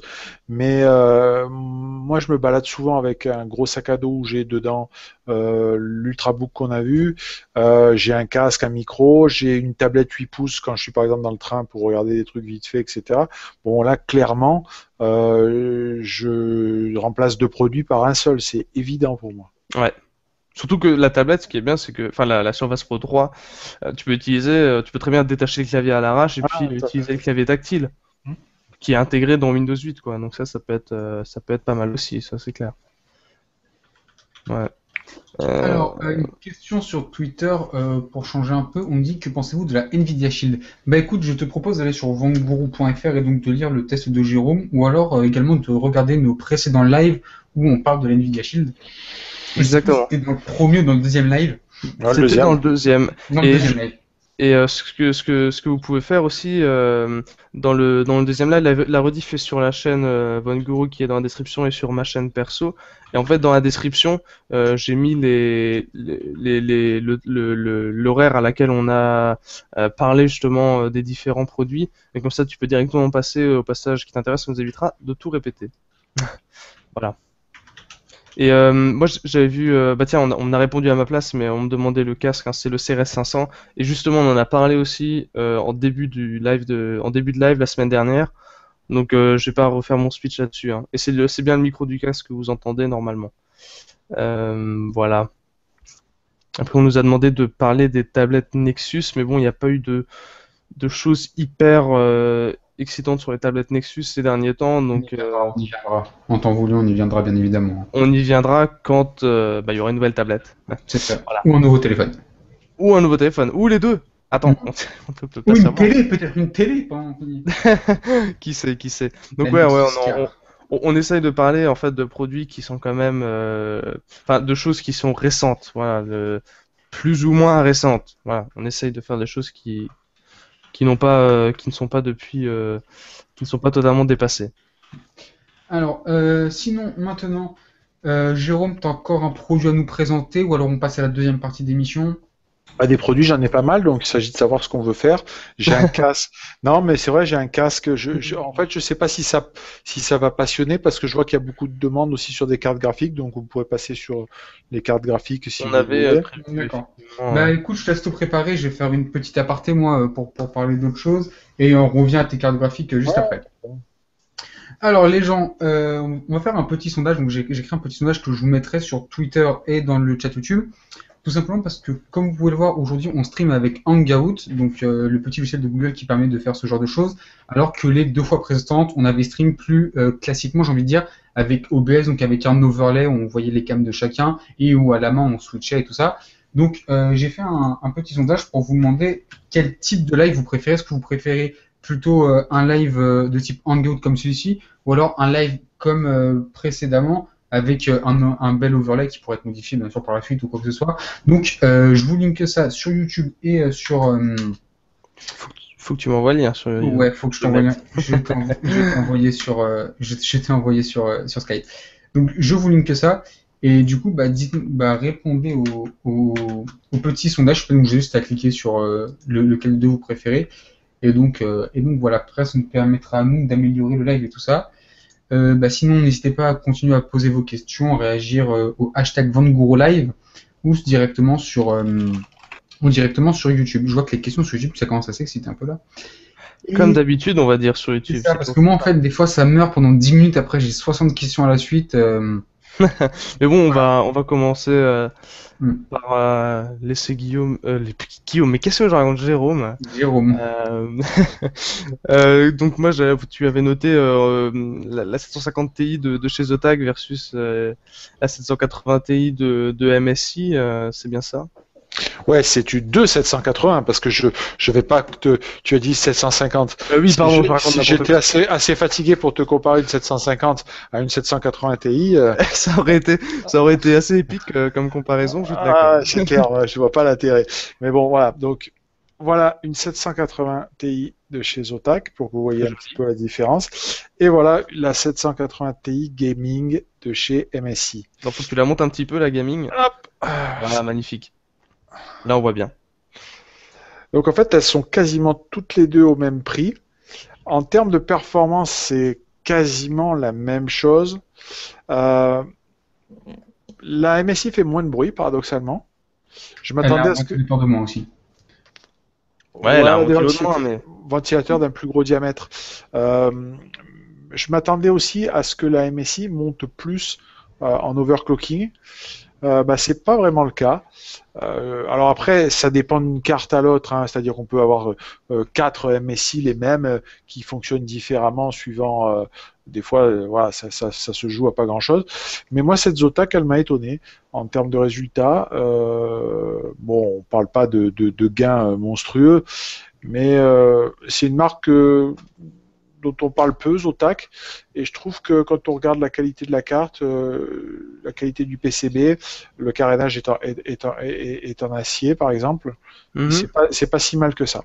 Tu sais que moi j'avais je crois que c'était des 660 en The Tag. Et effectivement, même sur des modèles un peu moins chers, vendus 150 ou 60 euros, ils ont effectivement ce carénage en métal et une qualité de finition du GPU qui est excellente, hein. Ça, je suis Après, ce qui est appréciable aussi avec Zotac, c'est qu'en général, les prix se restent quand même assez raisonnables. Donc, tout est relatif, bien évidemment, mais elles sont bien placées dans la gamme de prix, quoi. Moi, j'aime bien ce côté-là aussi. Alors un inconvénient quand même qu'il faut noter, c'est que je sais pas si on le voit bien, mais on le voilà, voit là. la Zotac est plus longue et pas qu'un peu. Hein, il y a Ouais, quand même ça, ils font un il y a- sacré boîtier quand même, hein. Bah, il y a un voilà. ventilateur supplémentaire, quoi. Ouais. Ouais, mais bon, disons que ça peut poser un problème suivant dans quel boîtier tu veux l'intégrer. Il y a facilement un centimètre et demi hein, de Du, delta. du coup, elle fait Euh, combien environ? c'est une carte qui dépasse les 30. Là, Ah tu ouais. poses une colle, mais donc ça rentre pas Je dans vois, du tout. Oui, mon truc de taille, hein, ça rentre pas dans n'importe quoi, hein. ça rentre pas dans n'importe quoi. Bon, en même temps, quand tu as une carte comme ça, il vaut mieux pas que. Enfin, j'espère pour toi que tu n'as pas un Non, boîtier n'importe quoi. Voilà. parce que pour une Euh, 780 Ti, c'est clair que ouais. Ouais, ouais, on est tout à fait d'accord. Je sais pas, je suis en train de regarder vite fait. Non, là j'avais une question sur laquelle on reviendra. Euh, Jordan demande si on voit une grosse différence entre la 690 et la 780 Ti. Alors, la ah oui. 690 qui est pas toute jeune. Oui, on voit la grosse différence sur le bruit. Parce que Ça, ouais, entre du double GPU et une seule puce, c'est pas la même ah, chose quand même. non, c'est pas la même chose, mais c'est surtout que la série 7 a beaucoup évolué par rapport à la 690. La 690, c'était un four à tous les sens du terme. Elle chauffait énormément, elle faisait beaucoup de bruit. Elle était d'une fiabilité quand même un petit peu douteuse, hein. Il y a eu beaucoup de déchets sur cette carte. La 780 Ti, franchement, elle fait pas beaucoup de bruit pour ce que c'est, quoi. Hein. Donc, bon, c'est assez étonnant. En termes de performance, il faut que je regarde un petit peu mes fichiers, mais je pense qu'on doit être quand même au-dessus avec la 780 Ti. Je suis en train de regarder en même temps que. Parce que bon, la 690, c'était deux Ouais. 680 underclockés légèrement. Enfin, comme d'habitude sur du BGPU. Là, 780 Ti, ouais, il faudrait regarder un peu l'historique des benchmarks, hein. Alors, je viens de regarder pour la dimension de la carte. Apparemment, elle ferait un peu moins de 28 centimètres de long sur 11 centimètres de large. Alors, Enfin, de hauteur. pour la Zotac, ce serait étonnant quand même, hein. Bah, c'est ce que j'ai vu sur Material.net et Top Achat. Les Écoute, deux indiquent 276 par 111. on y reviendra parce que normalement, j'ai un mètre, mais je ne sais plus où il est. Et comme je, Je vais directement, je vais directement aller sur le site de Zotac, comment on sera fixé. Ouais, mais bon, de toute façon, je vais sortir quelque chose sur cette carte-là, donc je détaillerai là-dessus. Hein, y a pas de Voilà, il y problème. aura les dimensions exactes. Parce que moi, je crois que ça fait de vue comme ça me fait penser un peu à la taille du Trix OC de Sapphire, le système de refroidissement, qui a aussi C'est justement ça. 3 ventilateurs, et c'est pas 28 cm, ça je peux te le garantir. Le PCB peut-être, mais alors souvent comme le Oui. système de refroidissement dépasse au bout, ça fait au moins 30, hein. Ça rentre pas dans un Z11+, c'est clair, hein, c'est sûr et certain. Dans tous les cas, si vous avez des cartes graphiques qui sont très longues comme ça, privilégiez des boîtiers où la partie supérieure de la cage pour disque dur peut se retirer. Le Enforcer, il y a plein de boîtiers Corsair qui ont ça. Voilà, il faut privilégier ce genre de boîtier avec des longues cartes graphiques, hein, sinon c'est juste impossible. Des fois j'ai vraiment été dans le Z11 par exemple, des fois c'est passé à 1 centimètre, hein. Et comme on peut absolument pas après tricher en retirant une cage, c'est vraiment dommage. Il y avait RST Phoenix qui demandait la meilleure 780 Ti du moment. J'ai pas tous les systèmes de refroidissement en tête. Bon, toi, t'as pu tester que ces deux-là, du coup, Jérôme. Ouais, mais pour en avoir testé d'autres, enfin pas des 780 Ti, mais je dirais que les versions Lightning de MSI, puisqu'il y a une 780 Ti Lightning, c'est ce qui est très au-dessus du lot, quoi. Il faut la trouver, par contre. Il faut la trouver et c'est cher, pareil, tu le payes pas le même prix. Mais bon, tu arrives quand même à un tel niveau de performance que de toute façon, là, tu es en train de discuter. Si tu prends 10 780 Ti et enfin, de marques différentes, tu parles de quelques points de différence, quoi. Hein. Donc, si tu veux pas faire de fautes, tu vas chercher. Généralement sur les MSI, tu es quand même sur des bons produits, Gigabyte aussi sur des bonnes cartes. Ouais. Parce que là, j'ai vu, bon, il y a Asus qui a sa version la version Matrix Platinum, mais bon, après, c'est excessivement cher, quoi. Ouais, absolument. Moi, personnellement, niveau carte graphique Nvidia, je suis assez fan de VGA. Ouais, bah, c'est très haut de gamme, là, c'est pareil. Mais c'est très cher. C'est très cher. Et moi, je suis sceptique, non pas sur la qualité du produit, mais sur un SAV éventuel avec une boîte qui n'a pas trop de structure en France, enfin, qui n'en a même pas du tout, quoi. Donc, il y a malheureusement beaucoup de marques de cartes graphiques où c'est comme ça, hein. Le SAV est long parce que bah, ça doit partir moins. Mais ouais, ça c'est clair. Alors, comme je suis joueur, je vous montre aussi avec quoi je vais monter la carte. Donc, je vous remontre la carte et je vais la mettre sur une carte mère comme ça. Ouais. Ouais, sur Donc voilà pour le fun. Et ça marche, et ça marche. Et ça marche, bien sûr. Donc là, je sais pas si on voit. C'est marrant quand même. La carte graphique fait 2 fois la taille de la carte mère. C'est ça, c'est ça. Donc en fait, ça c'est pourquoi je parle de ça, parce que je vais faire un dossier qui dit en gros, mini ITX, micro ATX, quel est l'intérêt? Est-ce qu'on se moque pas un peu du monde? Parce que justement, on est tous en train de plonger, les vendeurs, les marques, mais nous aussi, sur le mini ITX. C'est vrai que c'est sympa, hein, des cartes mères comme ça, etc. Oui, c'est mignon. On parle de mini ITX gaming. Mais si tu veux faire du gaming, tu montes des grosses cartes graphiques. Donc du coup, ton mini ITX qui est censé te faire des petits PC, on va m'expliquer comment tu fais des petits PC avec un truc comme ça. Ouais. Surtout que derrière, il va falloir que tu mettes une alim pour ça. Ouais, c'est pas faux. Alors, pour faire un petit teaser de mon futur dossier, j'ai reçu 2 boîtiers Bitfenix Colossus, un mini ITX, un micro ATX. Ce sont exactement les mêmes. Ouais. C'est-à-dire les mêmes. La même cote extérieure. À l'intérieur, c'est un peu différent. Parce ils n'ont pas changé le sens de la carte mère. Ouais, c'est ça. Mais donc, là où je veux en venir, c'est que le même encombrement, je suis pas encore allé jusqu'au bout du truc, mais dans ma tête, c'est ça que ça va donner.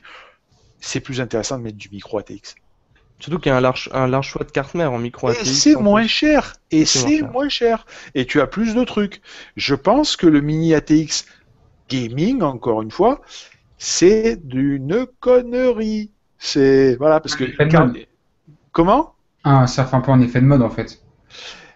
Ben oui, alors du mini TX, c'est bien. Moi, j'ai un petit châssis. Faudrait que je vous montre. Je sais pas si on le voit bien sur. Non, il est en haut là. Je vous montrerai. Mais j'ai un mini TX. Je vous montrerai une autre fois. Silverstone qui permet de monter son boîtier, sa carte mère comme ça vers le haut, qui permet de faire un truc très compact où tu peux quand même mettre une carte graphique, genre une 760 version courte. Mais c'est une alim spécifique, plus courte. Mais voilà, tu as un petit PC. Quand tu commences à rentrer dans des produits comme ça, où il va falloir que tu mettes la bonne carte, la bonne alim, etc., tu n'es pas plus petit qu'un micro ATX. Donc, et tu payes plus cher. Donc, voilà. Ouais. Après, moi, j'avais vu MSI fait un système de refroidissement Twin Fraser Gaming mini ITX qui est plus petit, etc. Mais c'est pas sur les modèles de cartes graphiques hyper haut de gamme. Hein. Ouais. C'est vraiment que sur les petites cartes au niveau de la 760 dont tu parlais, justement, ils ont une version de taille réduite Après voilà, mais c'est clair que c'est pareil, le Prodigy. Le Prodigy, ils ont fait pareil. Ils ont sorti une version mini ITX où la carte mère est à plat à l'intérieur, une version micro ATX où la carte mère est simplement verticale, et c'est le même boîtier. C'est le Après, même boîtier, c'est exactement ça. C'est le même prix. Là-dessus, il n'y a rien à dire d'un point de vue Bitfenix. Mais par contre, la carte mère mini ITX, par exemple celle-là, elle est plus chère que celle que tu as eue entre les mains. Voilà, la micro ATX. Et la micro ATX est plus costaud. Déjà, tu as 4 emplacements en mémoire. Déjà, tu as 4 emplacements en mémoire, quoi. Ouais, bah c'est ça, le mini ITX est hyper limité. Moi je sais que mon serveur, je suis parti sur du mini ITX parce que le boîtier supportait que ça. J'ai un Elite 130, si je me rappelle bien, de couleur master, qui a certes une carte mère mini ITX, du coup il est vraiment pas large et vraiment pas haut. Par contre, il est hyper profond pour pouvoir justement supporter les cartes mères haut de gamme. Du coup, tu te retrouves avec un boîtier qui est censé être compact, Les cartes graphiques, tu veux dire. Oui, la carte graphique peut être c'est ça. hyper longue. Mais du coup, le boîtier est aussi long. Du coup, le format compact est plus si présent que ça. Voilà. Donc le Elite 130, je vais vérifier que ce soit le bon et que je raconte pas n'importe quoi. Bon, Elite 130 qui est quasi en France au passage. Ouais, c'est bien celui-là dont je dispose.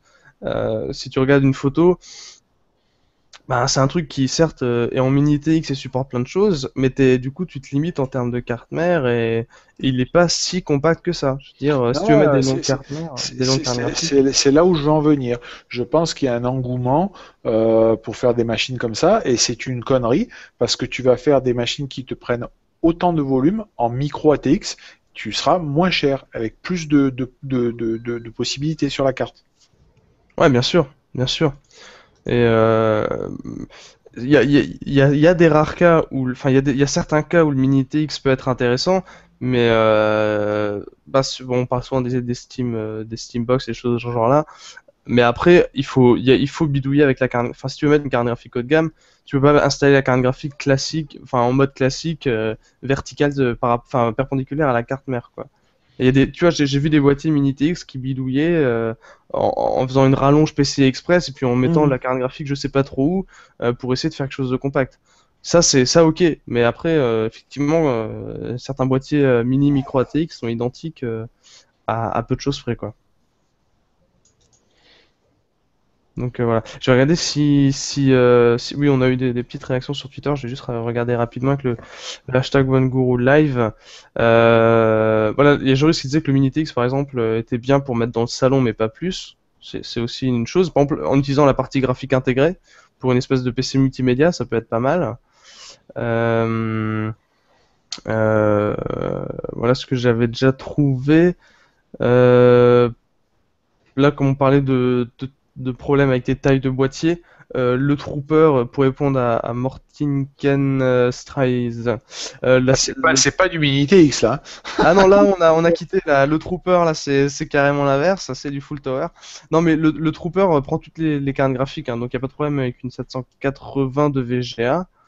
Et pour revenir sur la 780 Ti dont tu parlais, il y a Joris qui aimait bien le thème rouge et noir de MSI, et je suis tout à fait d'accord. Hein, globalement, ceux qui veulent faire un thème rouge et noir et un thème entre guillemets gaming, enfin un peu avec tous les produits gaming de MSI, bah, c'est clair que c'est pratique quand même d'avoir une carte graphique qui a un joli thème rouge et noir, quoi. Donc ça tu vois, c'est quelque chose que j'aime bien.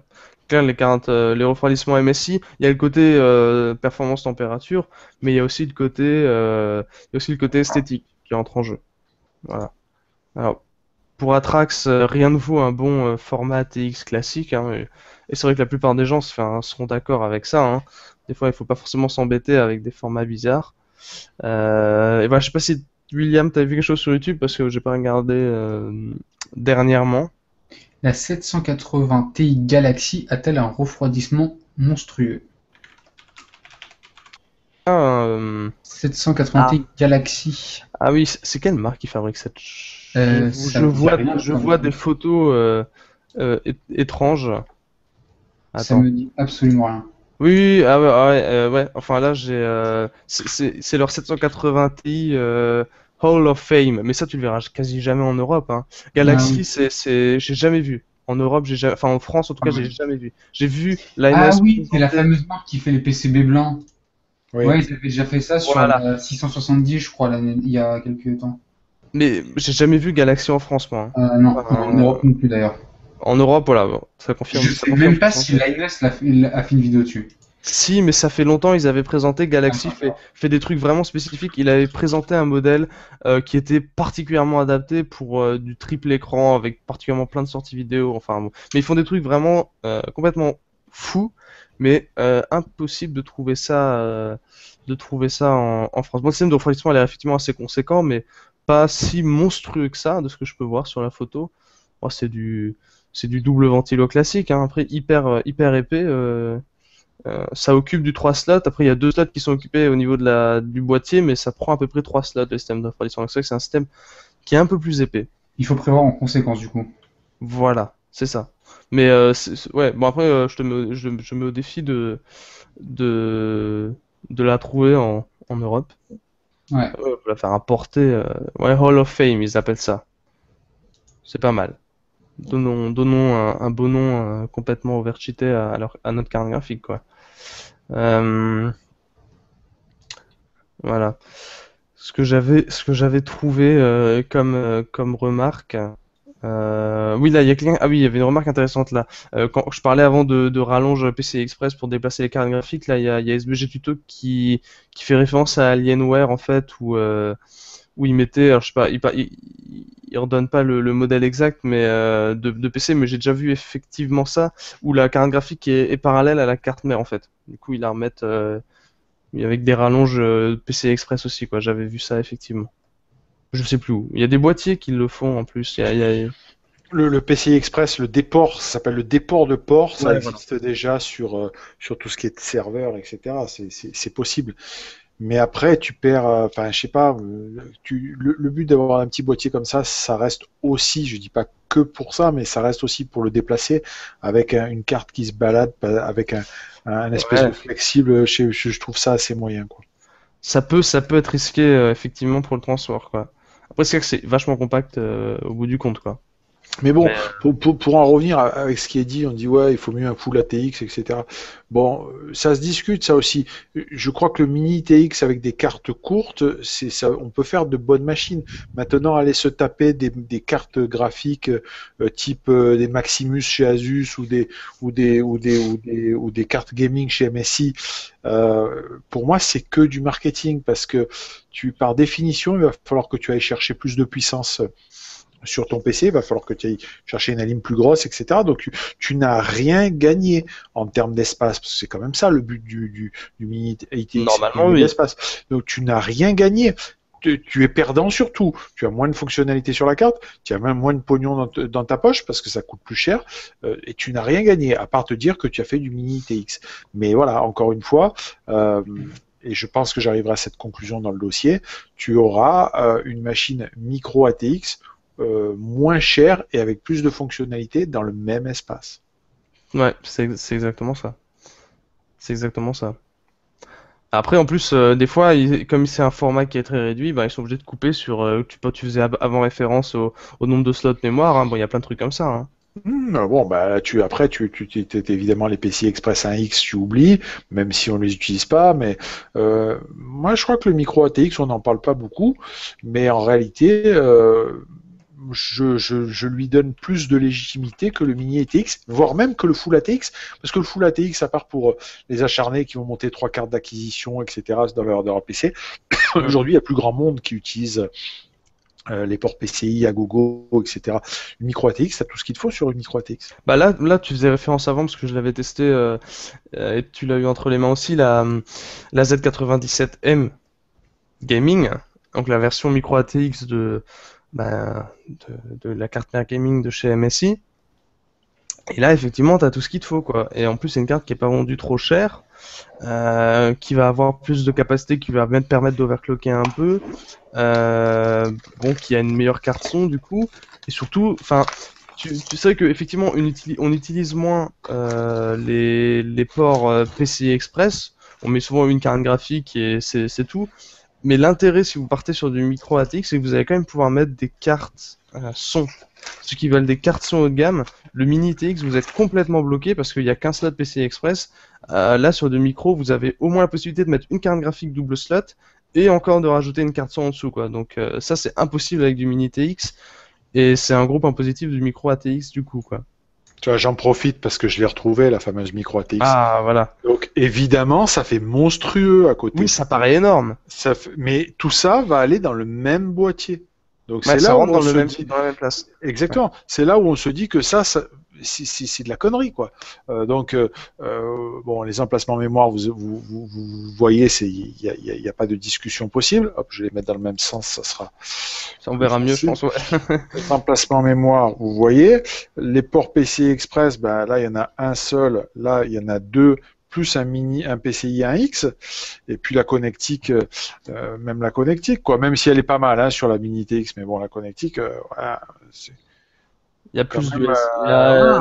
hein, c'est quand même. Et puis voilà, tu parlais de la carte son élaborée. Hop, est-ce qu'on la voit? Attends, ouais, là, ils l'ont mise en plus. elle est là, tu vois. Tu la vois, elle est ici. Ils ont mis un peu plus de condensateurs et Voilà. globalement, Donc, c'est un peu mieux, quoi. et voilà. Et dans la même place, dans le même boîtier. Ouais, et tu vois même le refroidissement de la phase d'alimentation, Ah, et même oui, la oui, phase d'alimentation en elle-même, et bien sûr. ça n'a rien à voir. T'as une phase d'alimentation en 6 d'un côté, et une phase d'alimentation j'arrive pas à les voir toutes, mais qui est bien plus conséquente. Ça c'est clair. Et t'as du même du. Est-ce que t'as pas de MSATA, hein, sur la version Mini TX? Si. Ils ont réussi à passer du. Ouais. Il y a du MSATA. J'essaie de voir où il est, mais j'en suis sûr. Je sais pas si c'est avec un déport de port ou autre. Je commence un peu à fatiguer, mais. Attends, je vais regarder. Je vais regarder une Attends, photo. non, c'est peut-être là juste qu'il a. Celle-là n'a pas. J'ai un doute maintenant. Oui, parce que ça, là, j'ai une photo de la carte mère. S'ils l'ont mis quelque part, ils l'ont vraiment bien planqué, parce que là, ça me paraît quasi impossible, hein, d'avoir. Je sais qu'Asus fait des cartes mères Mini TX où ils viennent mettre des espèces de cartes additionnelles, je sais pas C'est ça, trop. c'est ça. Mais Ouais, là, celle-là, je vois pas du tout, hein. On peut faire certaines choses aussi, même si même SATA est pas. Non, mais c'est vrai qu'on le voit pas. Autant on le voit très bien sur la micro ATX, on le voit pas là. Je le confonds avec la Asus. Je commence à fatiguer. Mais il y a une Asus qui est sortie en Mini TX où ils ont mis un port MSATA derrière la carte. Ah ouais, d'accord, ouais, normal. Mais après, je crois qu'ils ont pas intégré ils ont pas intégré de Wi-Fi sur la carte mère micro ATX. J'ai pas le. Y a pas de Wi-Fi, hein. Sur celle-là, non, il n'y a pas de Wi-Fi. Ouais. Bon, après, voilà, bon, c'est un petit plus qui n'est pas indispensable, mais il faut juste pas oublier d'avoir. Ils ont mis du Wi-Fi AC sur le Mini TX parce que souvent, c'est un truc que vous allez mettre dans le salon et évidemment, vous n'avez pas envie de tirer un câble Ethernet dans votre salon, quoi. Ouais, puis sachant que si on va jusqu'au bout de la logique, ce sont des cartes gaming, donc quand tu es gamer, normalement le Wi-Fi, tu l'utilises pas, quoi. Tu Ouais. évites. Bon, après, c'est du Wi-Fi AC. Si t'as si t'as un routeur qui est compatible avec du Wi-Fi AC, pourquoi pas, si t'es pas trop éloigné. Mais moi, avec vu les expériences que j'ai eues avec le Wi-Fi, je préfère effectivement, comme tu dis, éviter. C'est pas ce qui est idéal, quoi. Alors là, je regarde un peu ce qu'il y a sur Twitter. Il y a Maxime qui a trouvé une 780 Galaxy au Royaume-Uni, mais bon, vas-y pour la faire importer. Et le prix est complètement pété, évidemment. En plus, c'est en livres. Alors, 400 livres en euros, ça doit faire pas mal plus. Il y a quelqu'un qui demande si c'est normal que l'image de Jérôme est moins bonne que celle que la mienne. J'ai du 5 mégas montant. Tu as du combien en montant 1 méga. Ah voilà, c'est ça. Voilà. Et la meilleure, c'est la mienne. Ouais. Mais toi, t'as pas d'éclairage, donc ça paraît dégueu quand même. Ouais, si, ouais, j'ai un petit éclairage d'appoint, on va dire. Ouais, j'ai 3 écrans quand même, ça envoie pas mal, quoi. Ça envoie pas mal. Ouais. Bah en fait, oui, c'est juste parce que moi, du coup, il m'a switché ma webcam en 720p, celle de Jérôme est en 480p, et j'ai bloqué ma Wi-Fi parce qu'il fait des petits shriek, donc la caméra fait n'importe quoi. Alors, il y a Punk Trooper qui demandait est-ce que c'est un rapport avec ce qu'on. Oui, c'est vite fait un rapport avec ce qu'on raconte. Qui demande à quand des ventilos interchangeables sur les alimentations et les cartes graphiques, ça va mettre une plombe. Voilà. Ouais. Et tu sais que moi j'ai remplacé il y a pas si longtemps que ça. Je sais pas s'il est en train de regarder le live, mais Pourquoi est-ce qu'il a coupé ma webcam? Bon, bref. Ma webcam s'est coupée, c'est pas grave. En fait, moi, j'ai réparé récemment un ventilo sur une 770. Et sur les cartes graphiques, changer de ventilo, c'est une horreur, hein. C'est juste une horreur. Ouais. Je vais essayer de... Voilà, qu'est-ce qu'elle a ma webcam là? Bon, bref, ça remarche.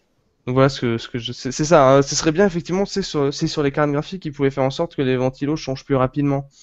Mais bon, sinon on n'aurait pas ce format compact qu'on a actuellement, quoi.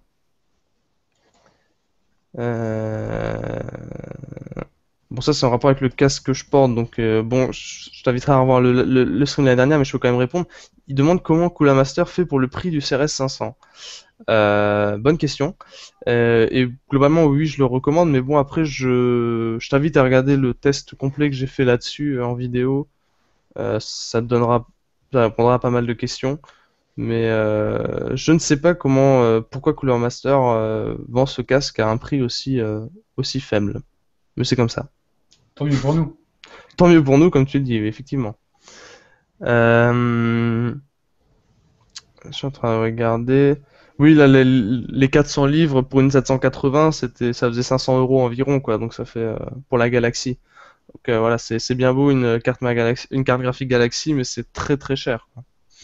Très très cher.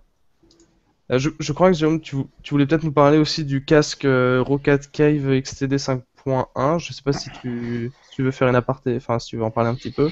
Bah, une aparté, ouais, même un petit peu plus. Donc, très beau casque, mais on n'est pas du tout dans les prix de ton Cooler Master. On est Ouais. sur un casque entre 130 et 150 € suivant où on le trouve. Alors, dans les points positifs, je le trouve extrêmement confortable.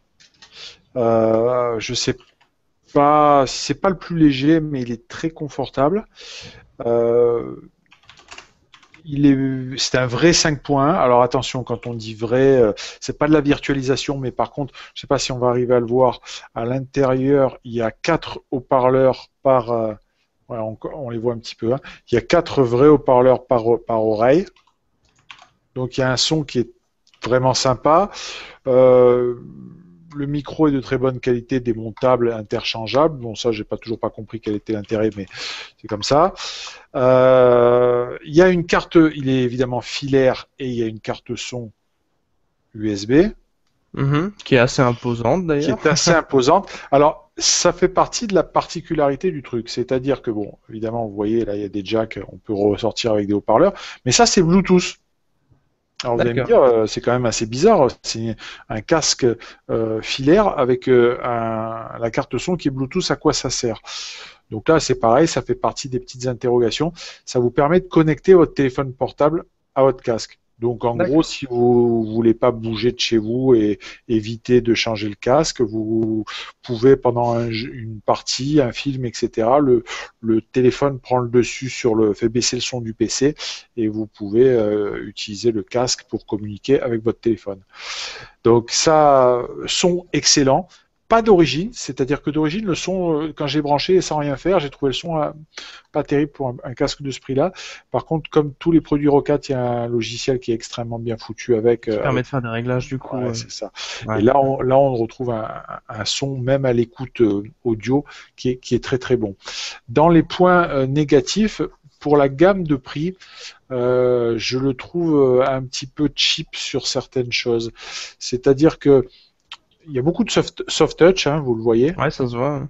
Mais par contre, ça se mélange avec du plastique, comme on trouve d'ailleurs sur les connets des souris. Et ça, je trouve que ça fait cheap. La mousse en haut, qui donne un très bon confort, ça fait cheap. L'habillage du haut-parleur, qui était en espèce de sky, là, ça fait cheap. Ça, c'est vraiment dommage parce que le casque est très bon, très confortable. Et t'as dit que la qualité audio était bonne et puis le micro est bon aussi, je suppose. Le micro est très bon, le micro est très bon. Ouais. Donc, bon, voilà, dans la gamme de prix, je crois qu'il y a quelqu'un qui demandait autour de 100 €.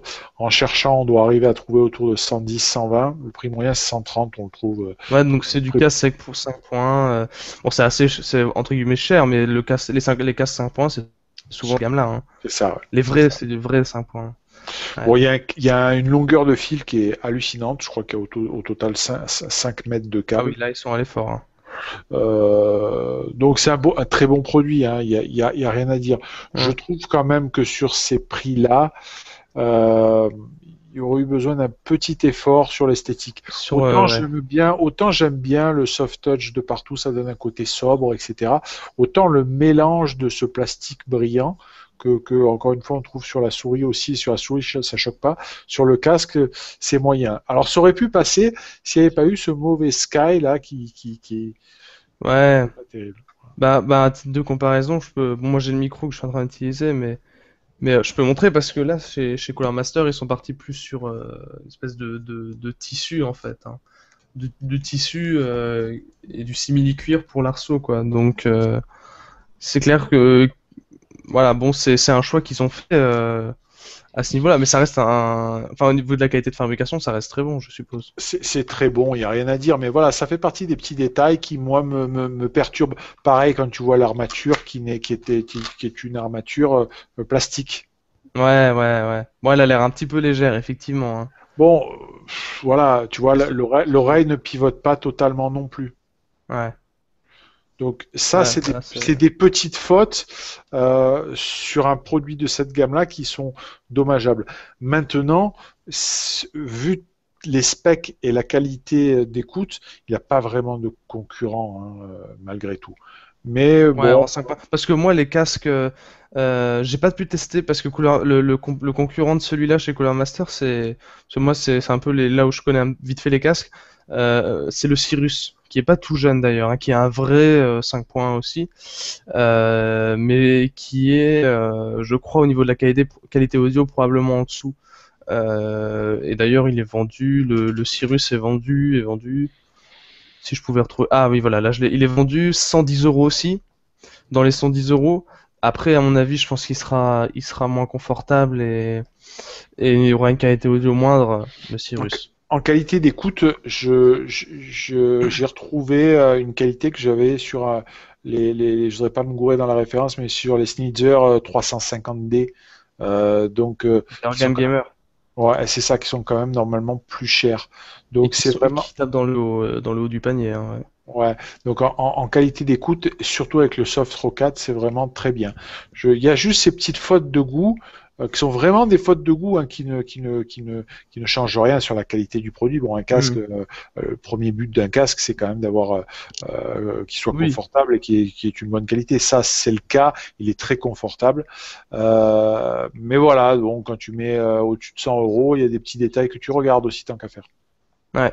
Et après, le confort est bon aussi. Je crois que tu l'avais évoqué rapidement. Très Le bon, confort, ouais, très c'est pas léger, mal. très bon. Même en ce moment qui fait un petit peu chaud, enfin sauf pour vous parce que vous êtes dans le Grand Nord, mais euh, il est assez confortable. Non, non, là, il y a vraiment rien à dire sur le casque en utilisation courante. Il y a ces petits détails, ouais, des fautes de goût. Je trouve que le mot est bien approprié.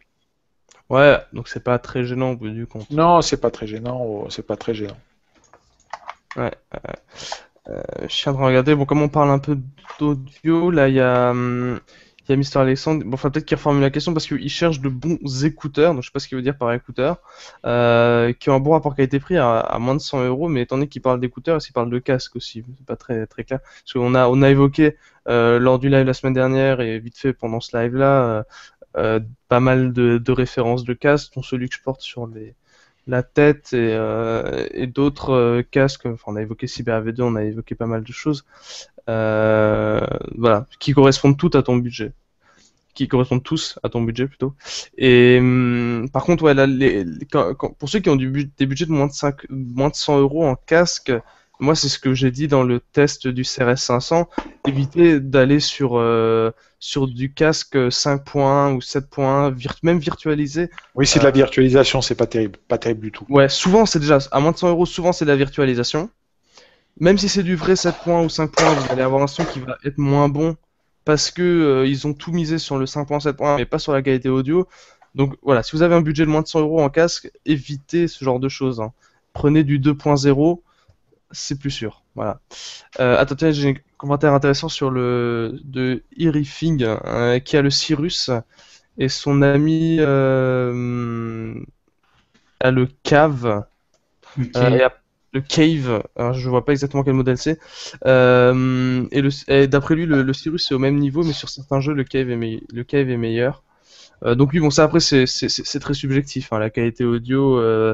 Ça dépend de quel casque vous venez aussi, n'est-ce pas, William? Oui, c'est sûr. Bah, moi, j'ai testé pas mal de casques Rocket, mais pas beaucoup. J'ai testé le Culo et le Cave, donc l'ancêtre du Cave 5.1, enfin du XTD 5.1. J'ai jamais été spécialement fan des casques Rocket. La qualité de son est très bonne. Juste en général, le confort, je les ai toujours trouvés mal pensés ou alors trop lourds. Moi, apparemment, Jérôme, tu nous dis qu'ils ont résolu ce problème-là avec cette nouvelle Ouais, version. il a l'air léger là, le Mais en modèle, tout hein. cas, j'étais extrêmement déçu avec le Rocket Culot parce qu'en fait, le Rocket Culot, il avait une fonctionnalité extrêmement intéressante, c'est qu'en fait, c'était un casque qui se posait sur les oreilles, mais on pouvait changer la mousse. Et en fonction de la mousse qu'on mettait, soit on avait plus de médium et plus d'aigu, mais un moins bon confort, soit on avait plus de basse et plus de confort. Parce que c'était plus ou moins dur, plus ou moins épaisse, des choses comme ça. Et, et en fait, les petites mousses qui offraient moins de confort, mais plus d'aigu et plus de médium, était juste mais inconfortable au possible. C'était impossible de mettre le casque plus de 20 minutes sur les oreilles. Et j'étais extrêmement déçu. Avec les autres, euh, avec les autres mousses, il n'y avait pas trop ce souci-là. Mais après, ça nous fait perdre une fonctionnalité qu'on nous vend. Donc j'ai trouvé ça assez dommage. Mm. Mais sinon, voilà, le casque, après, certains le trouvaient trop léger, qui ne servait pas assez, qui sortait vite de la tête. Moi, j'ai une tête, enfin, pas spécialement hyper grosse, mais j'ai pas une tête fine, donc j'ai pas ce problème-là. Mais apparemment, au niveau de l'ergonomie, c'était pas spécialement fou pour la plupart des gens. Moi, j'ai pas non plus trouvé ça extraordinaire, quoi. J'étais assez déçu, surtout pour un casque à plus de 70 euros, quoi. En ce qui concerne le premier Rocket Cave, c'est vraiment le poids qui m'avait dérangé. Ça fait en fait, on a l'impression vraiment d'avoir deux trucs qui pendouillent sur les oreilles, c'est assez désagréable. Mais après, sinon, la qualité sonore, aussi bien du micro que du casque en lui-même, est au rendez-vous. Après, ça, encore une fois, le poids et le confort, c'est assez subjectif en fonction de chacun. Moi, je sais que j'avais pas accroché avec les anciens produits Rocket. Tiens, ben justement, Alexandre nous parle de ce que c'est les oreillettes et il nous montre de l'oreillette, non pas intra-auriculaire, mais des oreillettes comme tu as pu tester toi aussi, William. Oui, comme les Siva, si je me rappelle bien. C'est ça. Les Shiba sont des intras. Ah d'accord. Les Ouais, Shiba sont intra-auriculaires. Ah oui, oui, oui, oui, oui, moi j'avais testé les Cooler Master, ils en ont fait des intras aussi. Pourquoi la Ouais. référence m'a... Teach. Ouais, les pitch, voilà. Mais en écouteur comme ça, Bon, déjà, n'investis pas 100 euros, enfin, dans tous les cas. Mais c'est très dur à trouver des bons écouteurs classiques. Un peu comme ce que fait Apple, que faisait Apple à tu vas l'époque, chez hein. AKG. Tu vas chez AKG si tu veux Ouais, des trucs comme ça. ils en Si tu font. veux de la qualité. Ouais, J'avais AKG jamais fait ça. vu, hein, étonnamment. Si, C'est bien si, que tu me le AKG. dises. C'est bien que tu me le dises parce que c'est une marque AKG que j'apprécie beaucoup. Et s'ils font des écouteurs, effectivement, à mon avis, tu trouveras de la qualité chez eux. Ouais, ça, c'est clair. Tu vas chez AKG, par contre, il y a du comme celui-là et il y a de l'intra-auriculaire. Et l'intra-auriculaire, bon, il y a des adeptes de l'intra-auriculaire, mais je te conseille d'essayer de l'intra-auriculaire avant d'investir parce que c'est très particulier, quoi. Alors moi, personnellement, je déteste ça, l'intra-auriculaire. Ouais, moi aussi. Il faut s'y habituer. Non, mais c'est clair. Après, l'avantage de l'intra-auriculaire, c'est que ça offre de bonnes, voire souvent des bonnes basses, même avec des écouteurs bas de gamme, hein. Moi, j'ai ça. J'ai des écouteurs à 15 euros, intra-auriculaires Sony. Parce que souvent, je les casse en fait, hein. C'est pour ça que j'investis pas beaucoup là-dedans. Et pour 15 euros, bah, t'as un son qui est tout à fait correct sur un truc qui est vendu 15 euros, quoi. Donc, voilà, c'est pas mal. Et sinon, à mon avis, AKG, effectivement, c'est pas mal en écouteur. Il y aura moyen de trouver des choses correctes chez Sennheiser aussi. En écouteur, j'en ai déjà vu à la Fnac, ce genre de choses. Il y a tout à fait la possibilité d'en trouver, à mon avis. Et après, AKG, c'est clair que il y a de fortes chances qu'il soit meilleur, hein. Je regarde rapidement, j'essaie de voir sur leur site, mais leur site est mal foutu, donc je ne trouve pas. Voilà, voilà. C'est quoi? Ah, si, voilà, d'accord, j'avais trop réduit la fenêtre. Effectivement, ils ont toute une rubrique écouteurs sur leur site, donc à mon avis, tu trouveras ton bonheur là-dessus, hein. Voilà. Et ils font des intras aussi, donc si des intras ne te dérangent pas, ça peut être pas mal. Ça peut être pas mal. Faut juste faire gaffe avec les intras, c'est que ça vous coupe vraiment du monde autour de vous et faut pas manger en portant des intra-auriculaires parce que ça fait une sensation bizarre. Voilà. C'est ce Oui, que il j'avais faut. à dire. Moi, même marcher avec les intra-auriculaires, ça me rend fou, quoi. À ce point? Ah ouais, ouais, moi je ne supporte pas ça. Je trouve que ça n'a juste mais aucun intérêt parce que des bons intra-auriculaires c'est cher et au prix des bons intra-auriculaires on a d'excellents casques. Donc je ne vois absolument pas l'intérêt des intra-auriculaires. Pour moi c'est juste un effet de mode comme un autre quoi. Je trouve aucun intérêt à ça. Ouais, j'essaie de faire un tri sur YouTube entre ceux qui se répondent entre eux et ceux qui posent des questions, c'est un peu difficile. Euh... Ouais. Il y a quelqu'un qui s'est... J'aime bien. Ça fait marrer la personne qui s'est étonnée qu'il n'y ait pas de la 1080p. Bah ouais, bah on a tous des webcams 720p. Liam, elle fait 720p, la tienne aussi. 1080, ouais 720, ouais 720. On a tous des webcams 720p, du coup, c'est dans 720p, hein, voilà. Navré à ceux qui sont fibrés, vous ne pourrez pas regarder ce live en 1080p. C'est vraiment bête, mais bon. Voilà. Et on essaie de temps en temps d'aller sur le chat YouTube, hein. Voilà. Euh... donc ça, c'est pas exactement le sujet. Ouais. Voilà, là, je suis remonté un petit peu loin. Je vais essayer de voir vite fait sur Twitter. Il y avait aussi quelqu'un Ah oui, les écouteurs Jayz, AJ's One Plus. Ça me dit quelque chose cette marque Jayz. Après, j'ai jamais testé, donc je vais pas m'avancer sur ces écouteurs-là en particulier. Donc, je pense qu'on a à peu près fait le tour des produits qu'on voulait présenter ce soir. Je regarde vite fait Ouais, ouais, c'est ce que la j'étais en train liste de me dire. Bah, continuer ouais, à répondre enfin, à chercher des questions plutôt. Et dans on le va chat. continuer. Voilà, on va continuer tranquillement sur la deuxième partie de l'émission qu'on va faire rapidement, je pense, vu qu'on en est déjà Oui, sur le live. on va rapidement regarder. Donc, deuxième partie de l'émission, donc on va reprendre vite, très brièvement l'actualité de cette semaine et en donner un point d'ordre. Bien sûr, l'actualité hardware et high-tech de la semaine qui est parue sur vanguru.fr. Donc, je vous invite à aller sur vanguru.fr, donc V-O-N-J-G-U-R-U, V-O-N-J-U-G-U-R-U. Je vais y Bah, arriver. le lien est dans la description de toute Voilà, façon. lien dans la description de toute façon, tout à fait. C'est Et limite plus simple. donc, Hop là. qu'est-ce que je disais? Oui, donc, on va reprendre vite fait ce qui a été publié cette Oui, semaine et, et en et, faire un petit peu.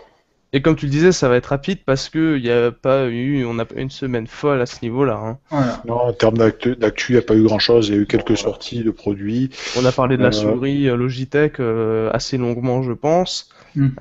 D'ailleurs, ceux qui sont intéressés, il y a possibilité de revenir en arrière sur le live, hein, évidemment. Euh, et bon, moi j'avais vu effectivement là Aerocool qui avait annoncé Un un nouveau nouveau boîtier. boîtier. Parce que moi j'ai déjà pu tester Aerocool, c'est pour ça que j'avais tilté sur ça. Et après j'ai vu le prix et ça avait l'air tout à fait correct pour du Aerocool, pas trop cher parce que j'ai vu Aerocool des fois fait des boîtiers un peu extrêmement chers. Pour ceux qui aiment un peu les designs,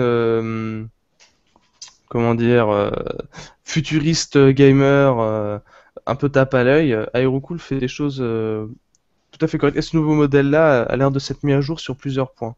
Après, la qualité de fabrication sur des photos, on peut pas le voir, mais ouais, c'est l'impression que ça m'ont donné. C'était le GT-A. Et pas GTA, enfin voilà, GT-A. Mhm, c'est ça. Et ça peut être Euh, sympa. ouais, bah, voir ce que ça peut donner. Bah, bien sûr, bah, de tout cas, il faudra attendre d'être testé.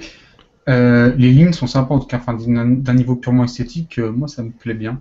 Avec Oui, une c'est tout belle à fait, vitre et tout. c'est ce que j'ai trouvé aussi. Voilà. Un design sympa parce que des fois Aerocool Mm. c'est un peu tiré par les cheveux. Après moi je veux juste dans la qualité de fabrication et on m'a demandé récemment aussi éviter de mettre du water cooling dans des boîtiers Aerocool au passage, hein, c'est pas fait vraiment trop pour ça à la base. Mais voilà. Et tu vois là, ce qu'on remarque aussi, j'ai la photo là qui est de l'article justement.